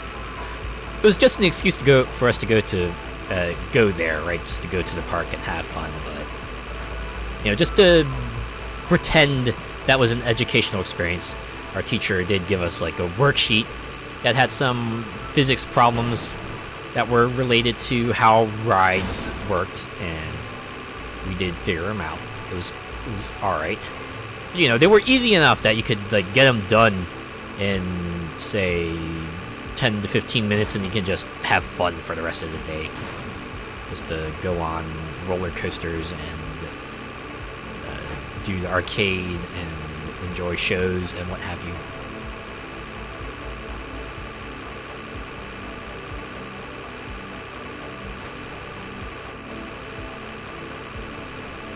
That's more of an end-term thing. The majority were museums and stuffy stately homes. Yeah. Same thing here.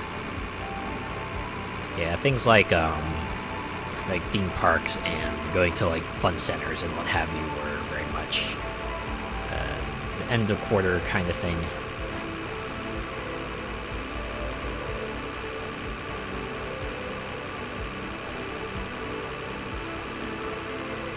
Yeah, most of the time if we went on a field trip, it was to visit some historical site or museum or some other sort of learning facility.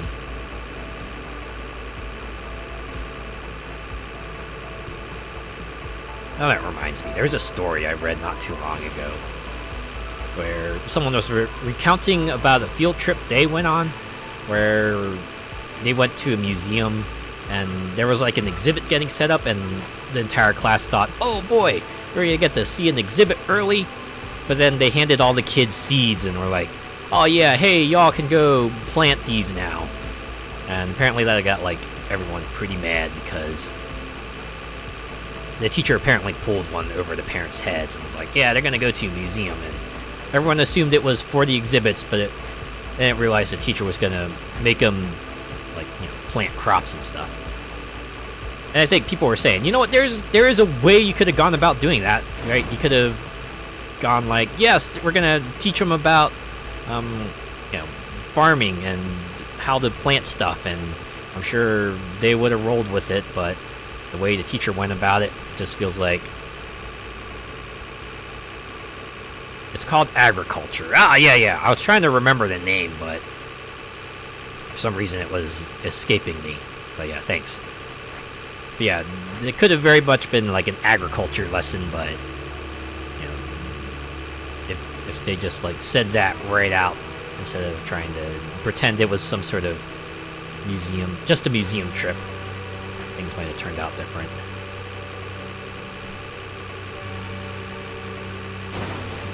Take you to a farm for that, yeah. Talk about bait and switch, I know, right? And again, it would have been something that would have been totally fine if they just bothered to say, hey, this is what we're going to do with them. They could have turned it into a learning experience. It would have been a very valid learning experience, but they didn't. Like, what the heck?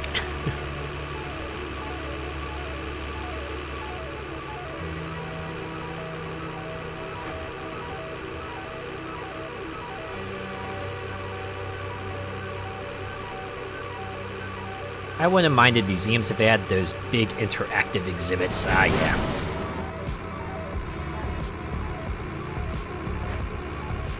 Certainly a time and a place for museums that just has things on display, but for the folks who might be a bit more restless, it is nice to have something that you can perhaps interact with in some way or another. Even if it's something just like a video terminal, that's usually enough.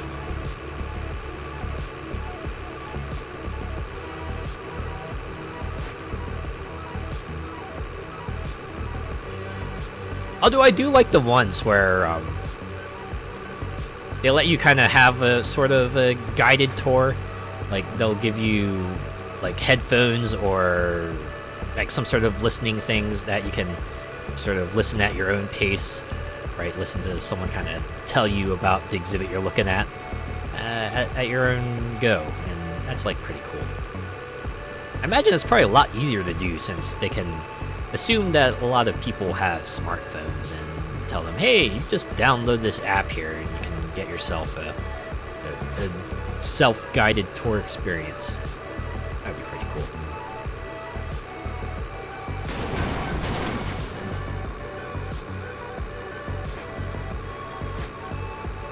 I'd enjoy the art museum though, seeing the different styles and everything. Yeah.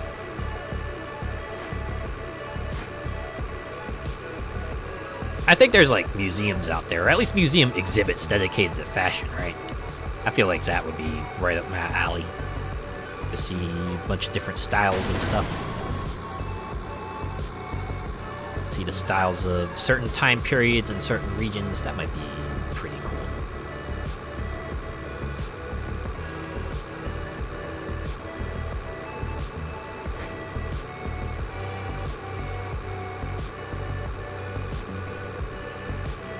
Get your Vogue on, right? Are there any other types of museum exhibits that you think you might be pretty cool with? I admit, apart from like, say, a fashion exhibit, I might be pretty cool with, say, like a more mechanically minded exhibit. Like if they had, it's display on, say, certain types of machines and maybe like a history of processes and mechanisms and everything. That would be pretty neat, kind of see how technology progressed and everything, right? Motor museum, that's me in a nutshell right there. I remember there was a field trip somewhere in the US on an old cotton farm. What they did was send the black kid to the field picking cotton, and the white kid was visiting a farm. Why did they do that? Because they wanted to be historically accurate. Oh, geez. I think I read about that. Yeah, that's certainly a huge what the heck moment. Like, that's something you probably want to be teaching kids of all aspects, and there's also the obviously very racist side of it too. Like, man. There's really no way you could spin that to anything positive. That just... It's not a good look, no matter how you put it. I don't know. Hopefully they've revised that. Hopefully they're doing better about that now.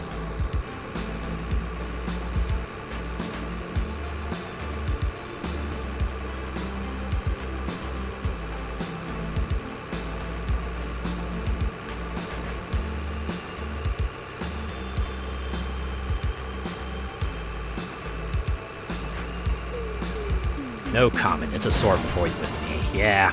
Yeah.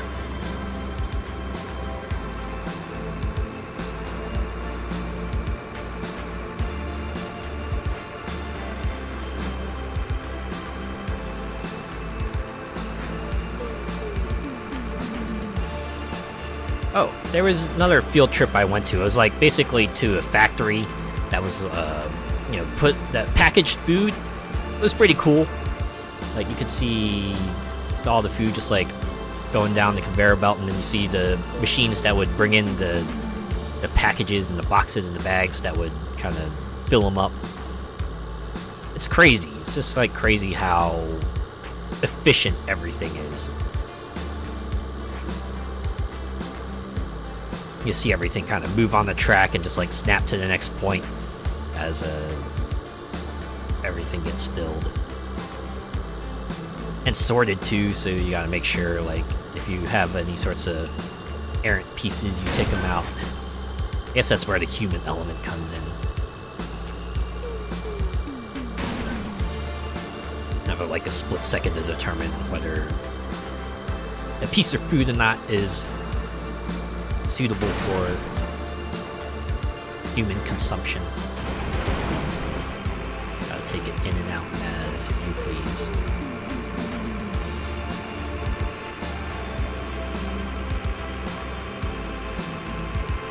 My school, we went to the museum to an exposition on the history of video games. There was arcades, old Atari, etc. Oh man.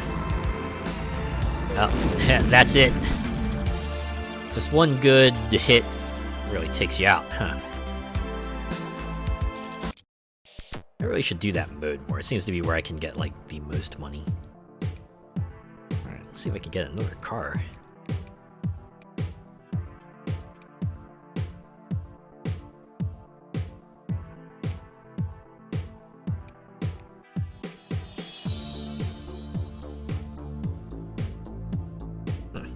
This one. Oh, then we'll have just enough for color.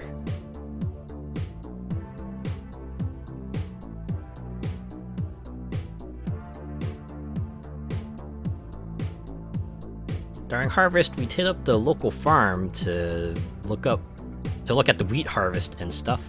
I was more distracted by the tractors and stuff. Ah, that makes sense.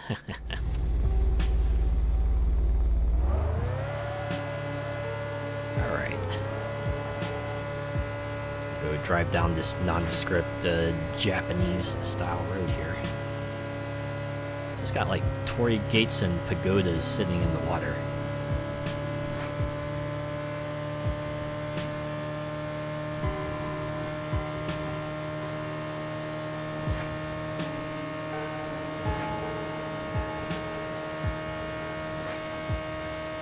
Which kid wouldn't be distracted by the tractor, right? I feel like even non-mechanically minded folk would probably find that fascinating, because it's like unlike any sort of wheeled vehicle that most people would probably see, especially if you're a city slicker. The petrol head in me started early. It is funny. You ask, like, adults about, hey, when did you realize you might have had, like, you might be taking interest in certain things, and it can usually pinpoint a particular event in their childhood that led them to realize, oh, hey, I kind of dig this.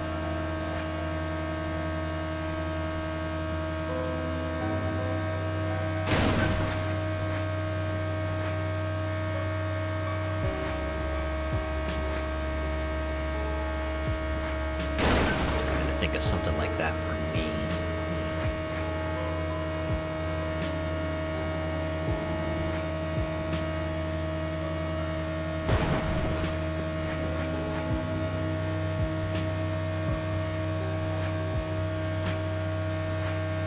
I guess my interest in cosplay was kind of sparked by seeing a particular character. Right, I wonder if anyone else has felt like that. You like see a character's outfit, and you're just like, oh man, I want to wear that outfit. And you kind of look up how you would do that, and then you realize, oh man, people actually like make costumes of characters' outfits from TV shows, movies, games, anime, and that's like its own rabbit hole. And you start realizing, hey, there's these other characters I wouldn't mind like wearing the outfits of, and then kind of go from there.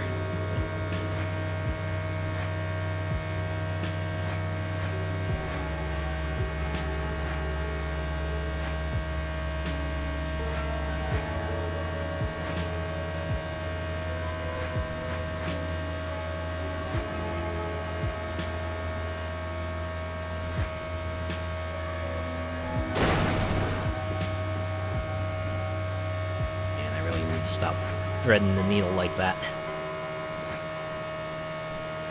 Oh. See, I clipped the corner, and that was that. 15,000 points ain't so bad, though. Give it another go.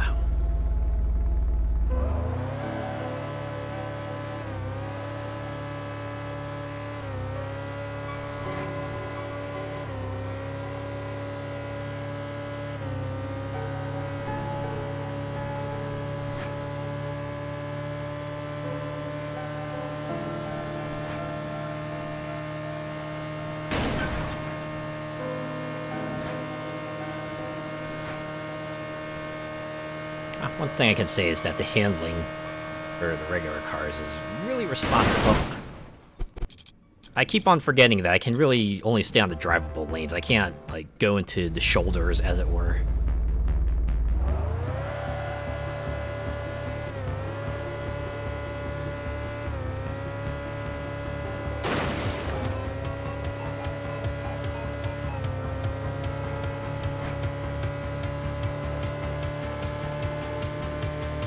Oh no, his phone's ringing. Someone go pick that up. Not kidding. It's part of the song. It's all part of the... Oh. I didn't think that would wipe me out. Okay, try that again. Looking back, I guess you could say after getting a huge crush on the Cadbury's Caramel Rabbit from the advert sparked my love of all things furry, that and watching a lot of Thundercats. Oh yeah. A lot of cartoons of old, especially since a lot of them featured anthropomorphic animals. That definitely would spark people's awakening there.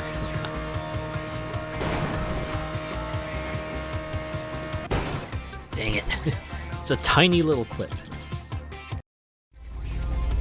One time we went to a milk farm, I went to pet a cow on the head and the cow licked me. Her tongue was so long. Yeah. Kind of wild. You can kind of see why it would be, but kind of throws you. It's like I didn't realize you could reach me from there. It's like you only expect frogs and toads to have like really long tongues, but then these other animals come out and it turns out they're longer than you expect.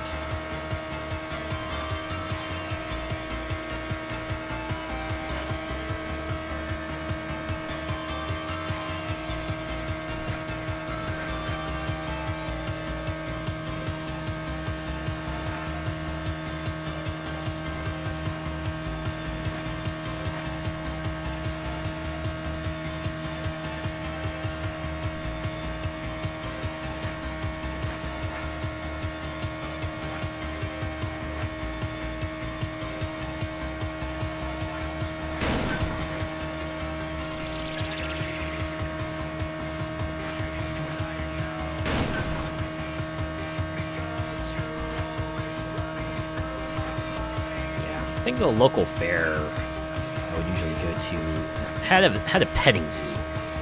had those petting zoos that you could go and like pet various animals, or at least look at them up close. It was pretty neat. You could see like little chicks kind of going up and down little slide they built in the pool. You could also go see rabbits or like calves and lamb and other sorts of animals like that too. It's pretty fun. In all my years, I've never been to a petting zoo. Ha! It's real... can be really relaxing. Then again, petting animals usually gets you relaxed. Or just seeing them, right? Just seeing animals, especially if they're baby animals, really gets you calm. And makes you feel like, yeah, you know what?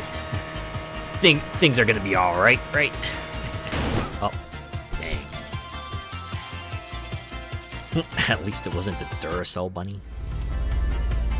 I mean, Duracell bunny does keep on going and going and going.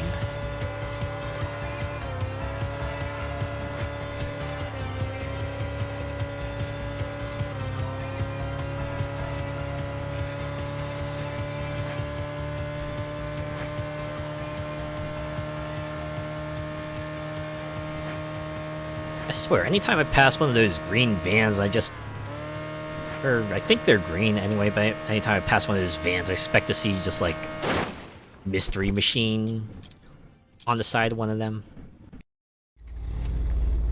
Just feel like something that should be there. Although I know Scooby-Doo was more of a 70s. Well, it started like in the 70s, right? It's pretty long runner. I know that they've had new TV series pop up like every few years, but everything about it just screams groovy.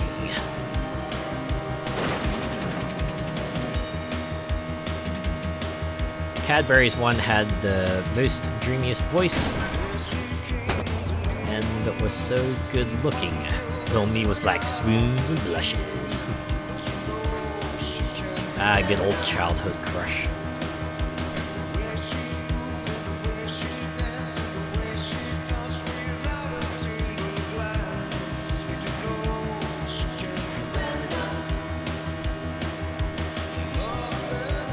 It's like times like those you realize what you're really into. And again, once you grow up to an adult, you can kind of sort of pinpoint the moment which you realize stuff about yourself. Might be a fun time, might be a cringeworthy time, depending.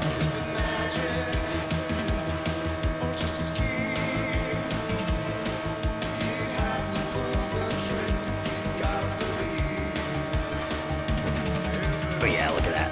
Look at that weave.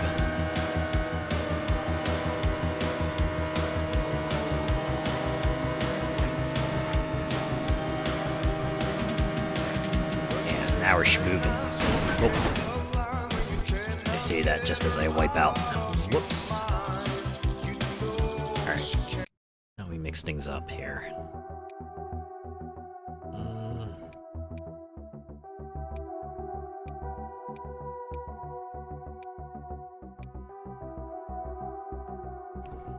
Actually, I want this car. Seems like there's achievements for like just buying the cars, so I just feel like it's just a matter of time. You eventually get every car. It's just about getting enough money on the cosmetics, of course. The Duracell one would never get tired. Alright. And, oh, did I not do hard speed bomb? Let's do that. Oh yeah, I can change the setting up here, and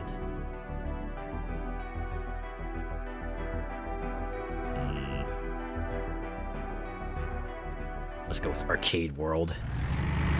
Look at that. Now it feels like we're in a 90s arcade right here. With that very quintessentially 90s design.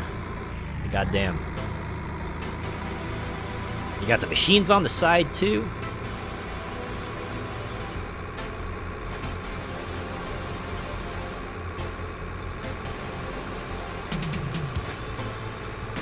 I like how certain environments also have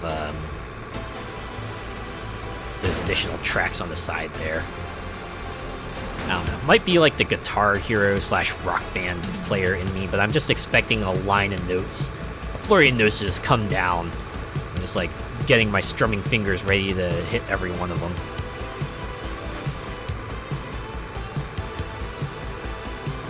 That carpet screams arcade, I know, right? Kind of carpet to let you know that you've entered a world of pure imagination. Yeah, just need to smell snacks and drinks. Ah, yeah. Smell of popcorn. Uh-oh. Yep, we're done.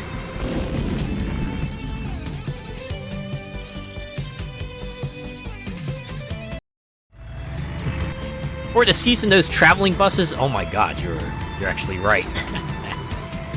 Yeah. Yes, they are right.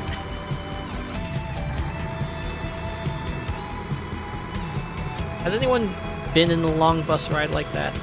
I've done it like once. It was like when I was in college and my parents were just like, hey, why don't you try taking the bus? It's like super duper cheap. I'm like, alright, sure, I can try it, I guess. I don't know, I didn't have the best time with it, so they never recommended it again. I think it was like mostly because despite them saying, hey, this trip is gonna take this many hours, it ended up being a lot longer than that, so I ended up like making it home very, very late. At the very least my parents were understandable about that because they know, hey, you can't really control bus ride, right? I remember some buses having upholstery right like that. Yeah, this is definitely bus seat material right here.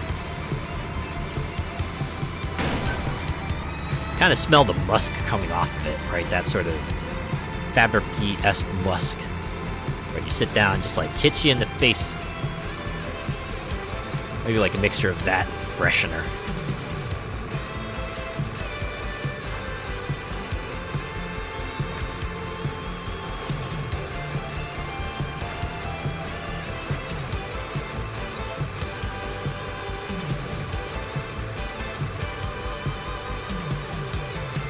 Yeah, musk and the smell of stale cigarettes. Kind of makes me glad that most public transport these days usually either has a designated area or just forbids it entirely.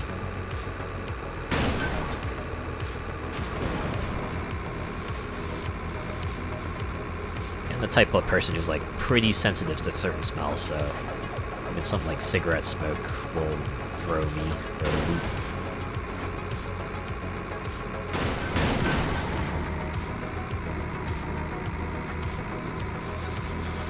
Yeah, the higher density of traffic actually makes this one more reasonable of a challenge. I just feel like you're a bit more of a danger if you do run into a vehicle. You gotta find ways to kind of push them aside when you need to as well.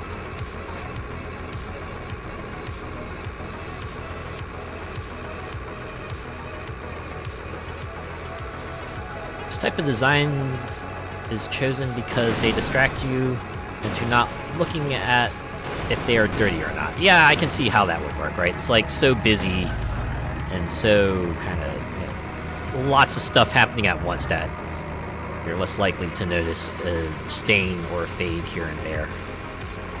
And here, as a kid, I can remember you could smoke at the back. Ha! Man, that really doesn't help anything, but yeah. It's like, glad there are designated spots for it now. It's like, hey, you can smoke, just Don't make it an inconvenience for everyone else.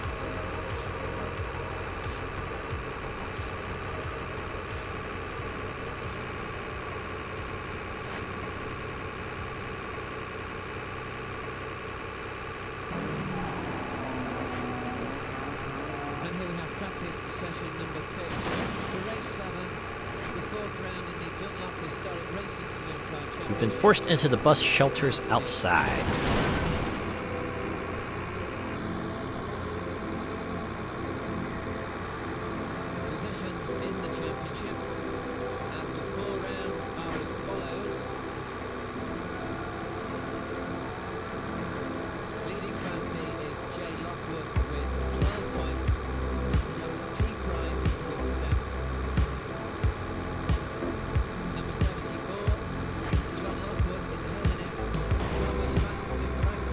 The thing about cigarette smoke is that it really does permeate, kind of sticks. I think I was staying with someone when I was in college that was like a really heavy smoker, and it was to the point where like my family members actually noticed it when I came back. They were like, "Wow, you kind of smell this cigarette smoke, just that sort of faint aura around you." Like even if you don't participate in it yourself and do kind of minimize contact with it, it still gets to you. It still sticks with you in a way.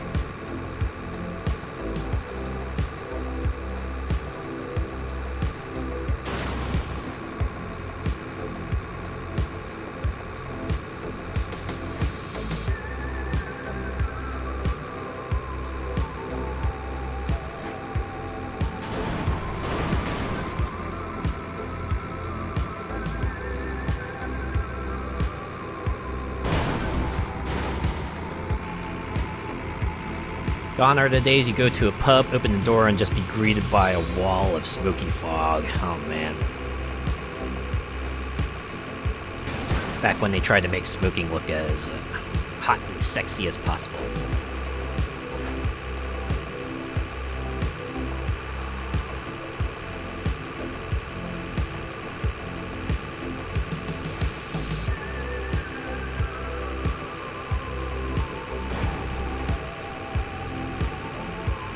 I mean, I get it. Anyone who wants to do it, they have like the absolute right to do so. Right? Anyone, they know the risks, they know what they're getting into, so that's cool and all. But yeah.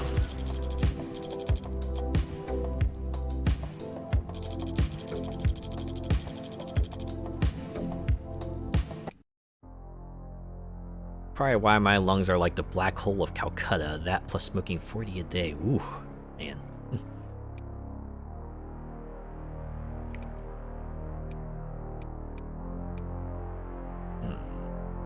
I only have $6,000. I could probably get. Let's get this one. The Vizia. And I can actually unlock color options.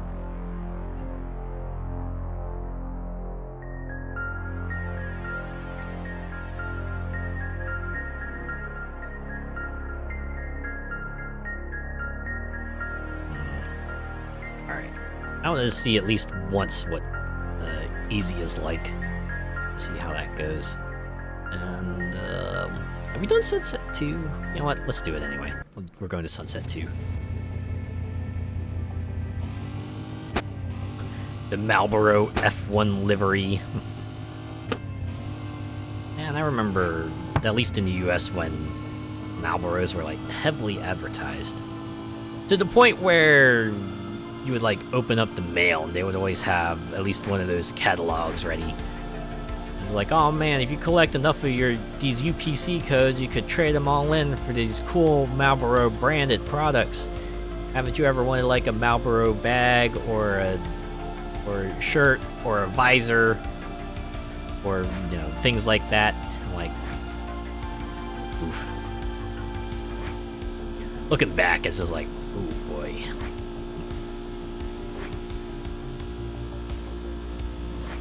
Alright.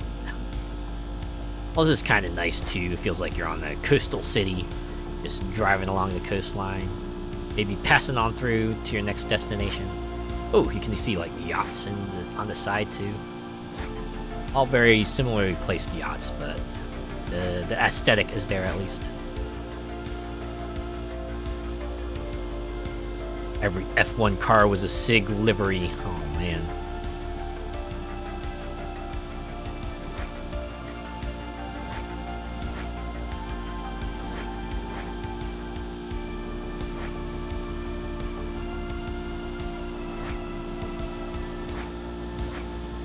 Now they don't even advertise junk food or chocolate on TV here before 9 p.m.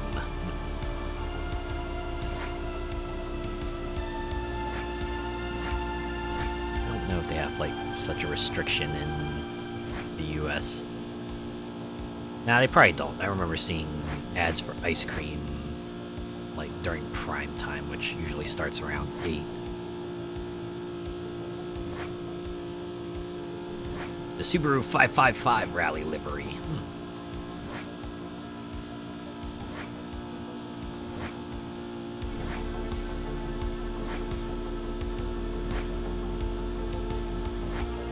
Oh man. Combo timer ran out.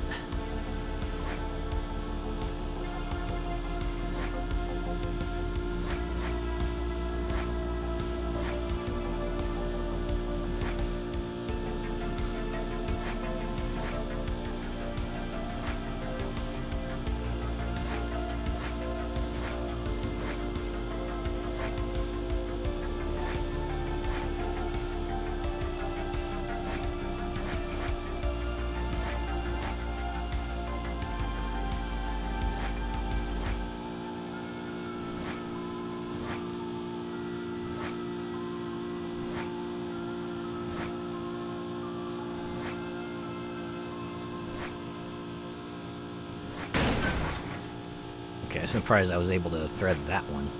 Again, this car I think is not as wide, so it does allow me to slip through gaps a bit more. At least I think so.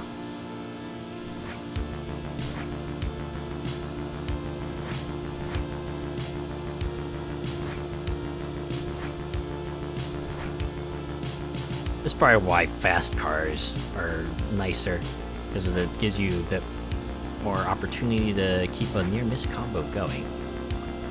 I'm guessing higher difficulties are nice for that too, because traffic is more dense, so naturally that gives more opportunities for a near-miss chain.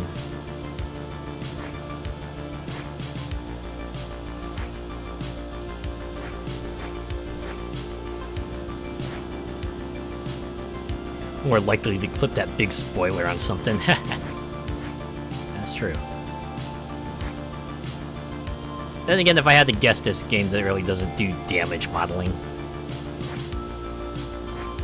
Considering how they cut away anytime your car crashes or explodes.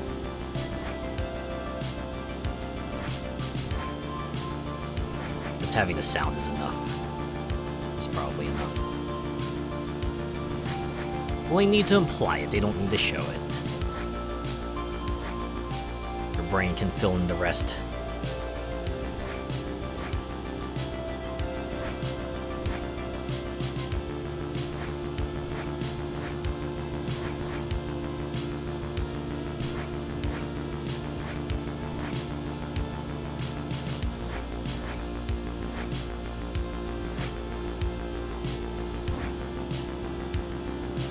Big Wang Gang.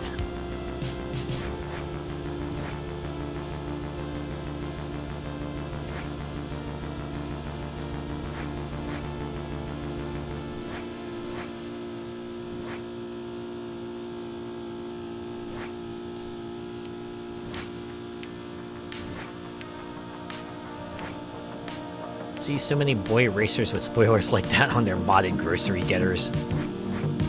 It is funny when it looks a little out of place. You do have to take aesthetics into consideration. You can't just have a thing because it looks cool in a vacuum. You have to consider how it adds to the vehicle itself.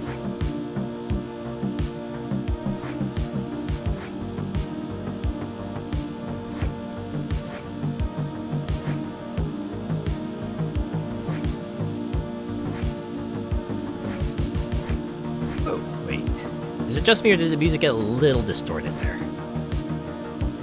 Might have been just me.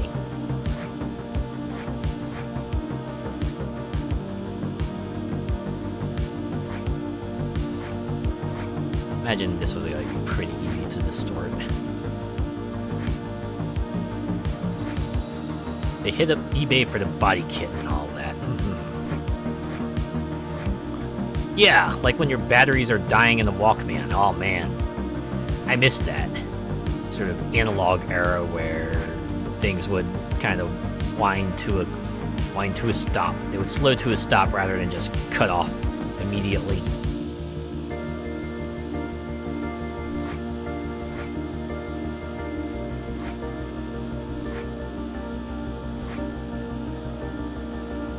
It's like when you get those like wind-up music players that play music as you're turning a crank. And you can slow down the crank, and then you hear the music slow down as well. It starts sounding a little off, or maybe you're just like giggling because the music's doing a funny thing.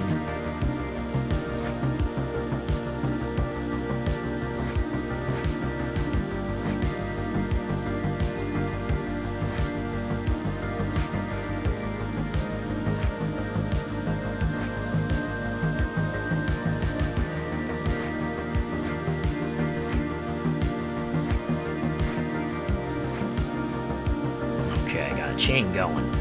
Well, had a chain going. Get another one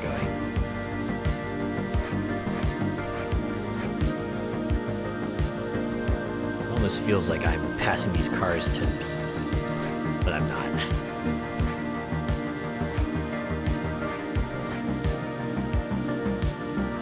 It'd be very offbeat if that were the case.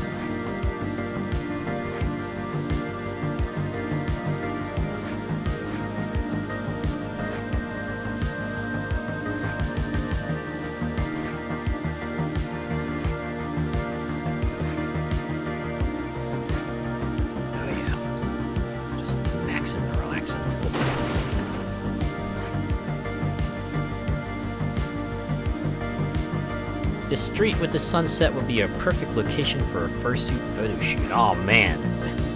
You know, I can imagine the pictures already. They probably look real great. Especially if you like have the sunset as the backdrop. Of course, maybe do some of the other direction too, so you can actually see the costume and everything.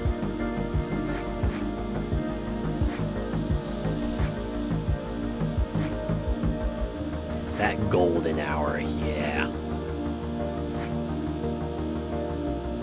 Again, it's a sort of aesthetic that just immediately relaxes you.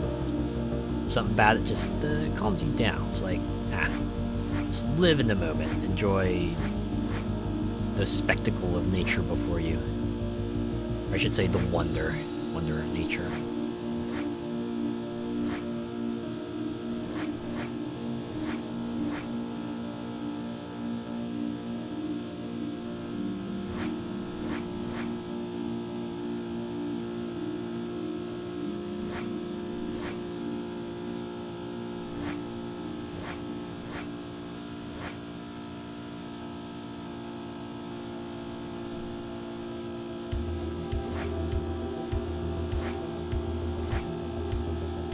Yeah, I'm just kind of vibing here myself.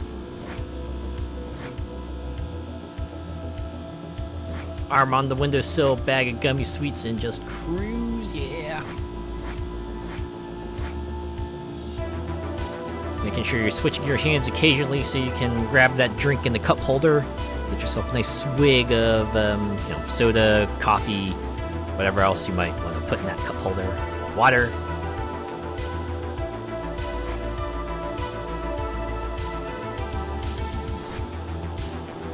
Let that breeze just blow past you.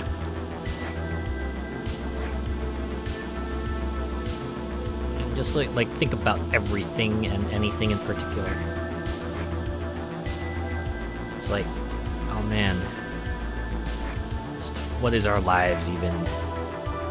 We are but only here for just a moment on this grand stage of the history of the world.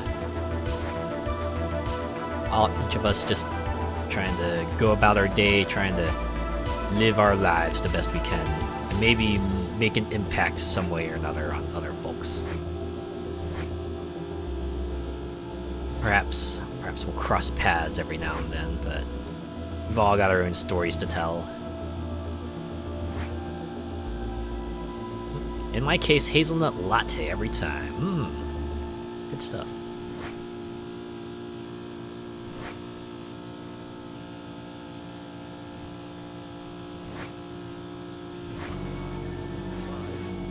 Personally, if I get a coffee, I usually like putting cream and sugar in it. Yeah. I'm not one of those folks who can take it black. Like, it's a bit too bitter for me. I need it like a little sweetened up, a little dairied up as well. It's me a decent coffee drink right there.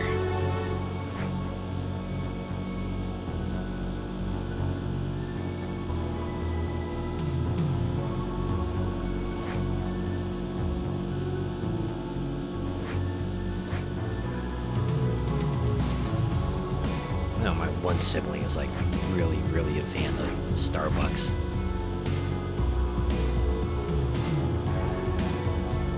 It's like most of the time when we go out shopping, they'll usually like have they'll order something on the app and then they'll go pick it up as we're like headed over to the shops, and they'll just go like have their coffee drink while we're out shopping.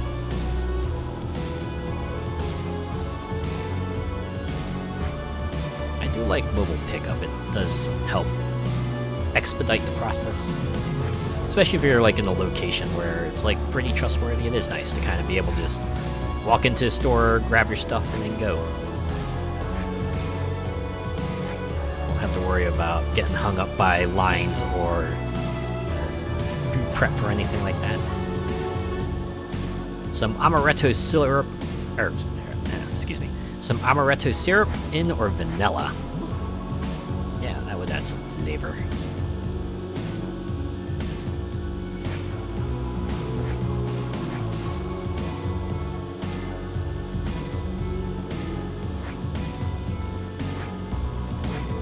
Like how that one had like the brake lights on.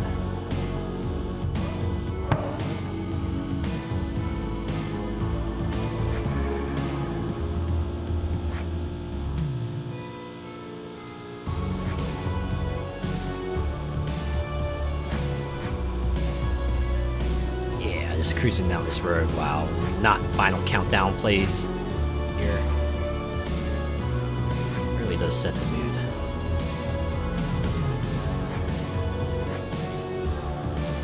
Usually I have to find a place big enough because a lot of places don't take kindly to you parking an 18-wheeler on the street. Yeah.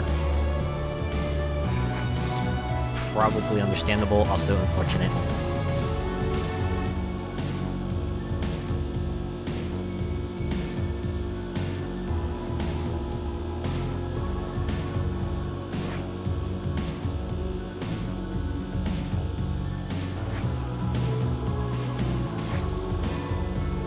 Yeah, I guess most of the time you're probably just limited to like rest stops on the road that has designated places for 18-wheelers to kind of drive into.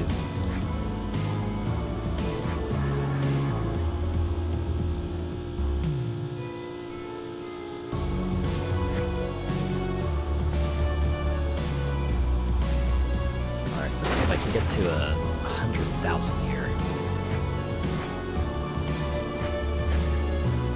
Yeah, the motorway services and stuff, yeah. It is nice that they have that. Have that set up.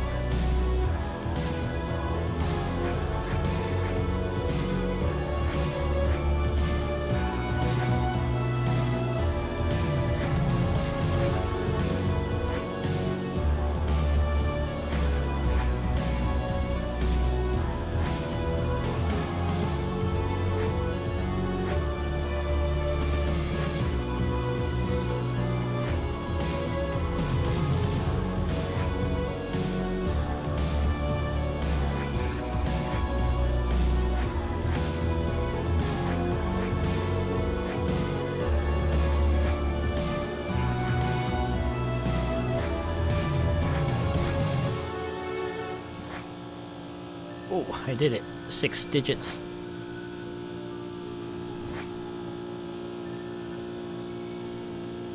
If really desperate, could always help myself to the food and drink I'm hauling. Oh man.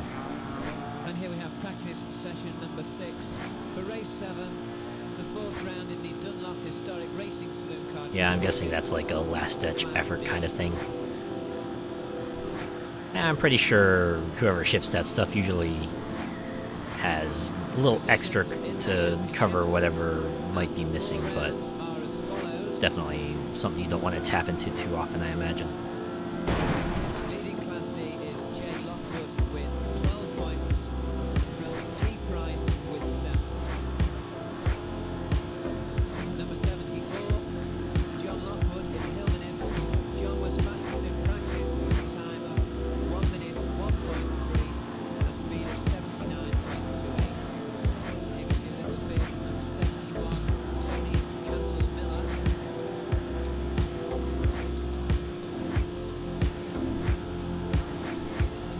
And the A40 of number 99, Peter Price from Bletchley.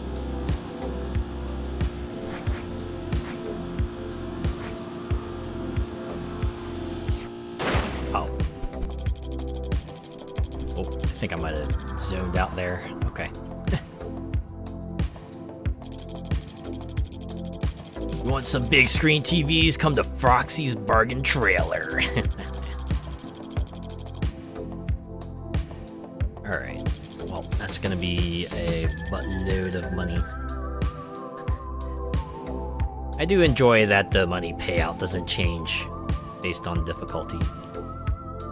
I do appreciate that. So if you do want to kind of get a lot of cash easy, you can just play easy mode and you will get a lot of cash easy.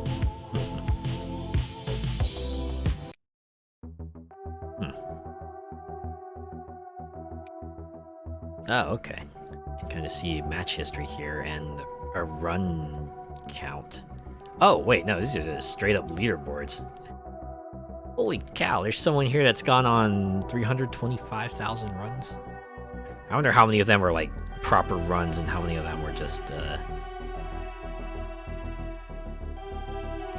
man.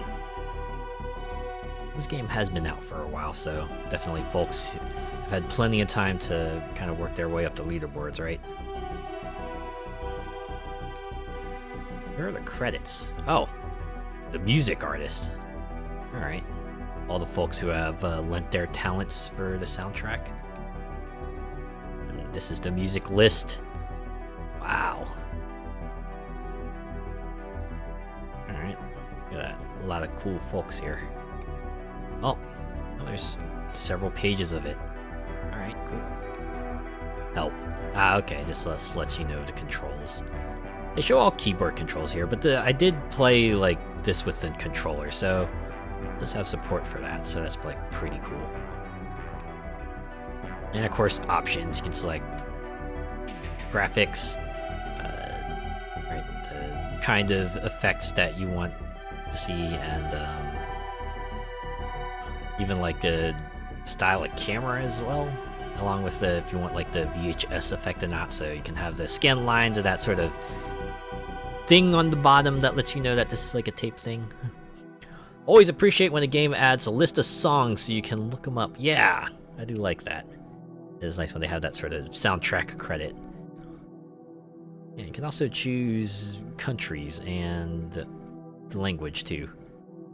Not to mention like the level of scan lines, I think. Or is this distance? I think this might be like camera distance.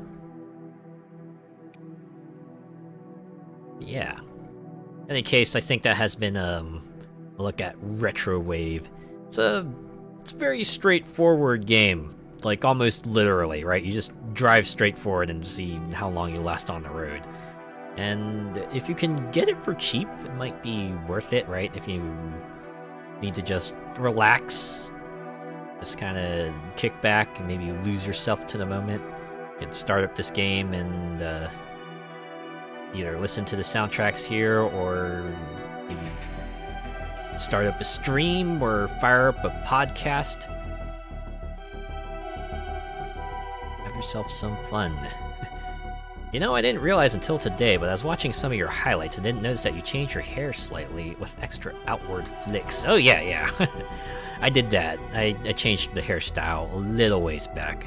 Felt like the old one didn't look, I don't know, I wanted like a slightly longer in the back hairstyle, and the first one was kind of like really, really short, and yeah, that's why I changed it up. I don't know, it's... Again, this is like just like an aesthetic I like. I don't know, it's why I guess people like some people do VTubers, because they can create their OC and then just start streaming as them. At least that's what my VTuber kind of sort of will be. It's just like a bunch of character design and outfit design elements that I just really like, and put them all together into one character, and that's who I will be presenting myself as. So again, I can't wait. Oh yeah, my music option, but that is DLC. They do have like a few DLC packs out. It's mostly just like aesthetic stuff, and I think there's one cash bundle that gets you a whole bunch of cash, but you really don't need that because you can get cash easy enough in this game. But yeah, with all that said, I think that has been a look at Retrowave. Yeah, it's a decent enough driving game. Very straightforward, very simple, but it nails the presentation. I like the music, I like the whole VHS look of it, and of course all the neon there really gets you in the mood there. But yeah, I think I will go ahead and call it here. Have a good night. Yep, you have a good night too. Thanks for hanging out. Come for the racing, stay for the tunes. Yeah. I'll be back on Friday. We'll continue Warhammer 40k Bolt Gun then. I am off to Chapter 2 in a canyon. We're going to continue looking for that shard. We're going to be bolt gunning more folks along the way, so I hope you look forward to that. But for now, let's look for someone to raid. Thankfully, this is one of those games that will continue playing sound even when I unfocus, so you can still vibe with the tunes while I look for someone here.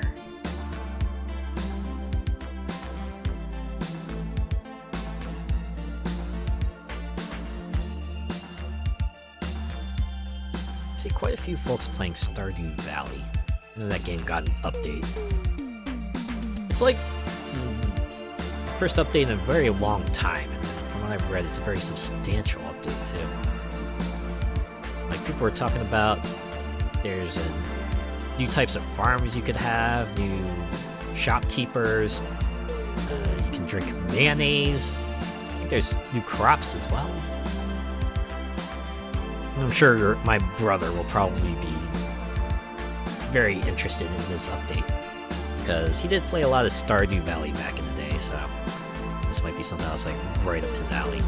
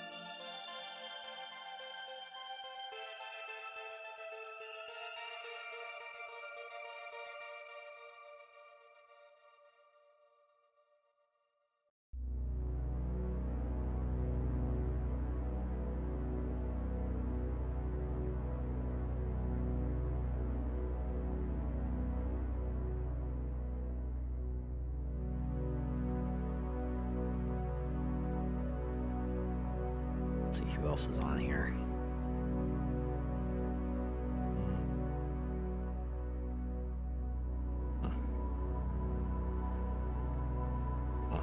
see some people playing Light Up. And again, I've only become like recently aware of it because it came on Game Pass, so friends and I gave it a go like a few nights and like, you know what? I can see the appeal of it. A bit more manageably paced restaurant management game. It's like Overcooked, but maybe not as frantic.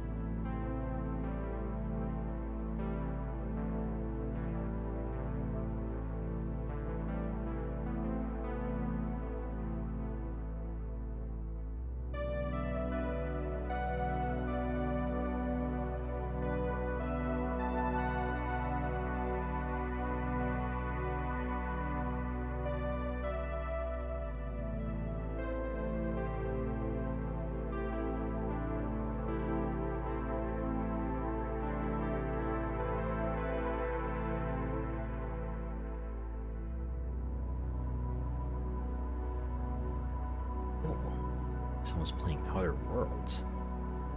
It's a game I do want to play eventually. Did I already mention that? Oh, mentioning it again. Oh, I had a friend of mine who is surprised that I didn't play it sooner because they think it would be something right up my alley. They will be right about that, actually. Because I do plan on playing that at some point.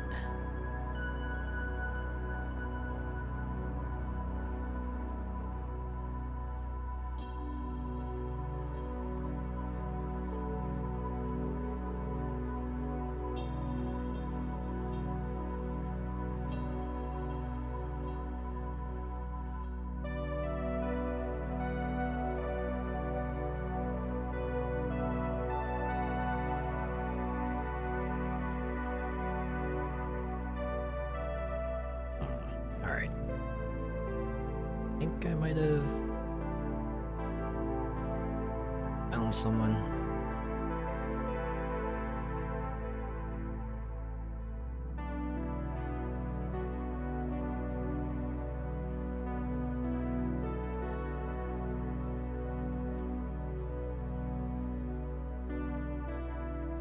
Let's see if they have raids open.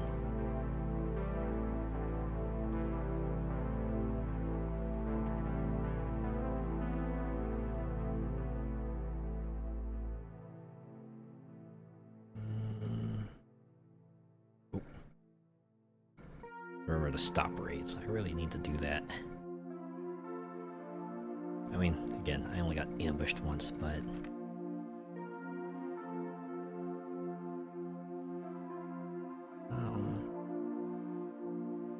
Wait, unable to raid? Dang it.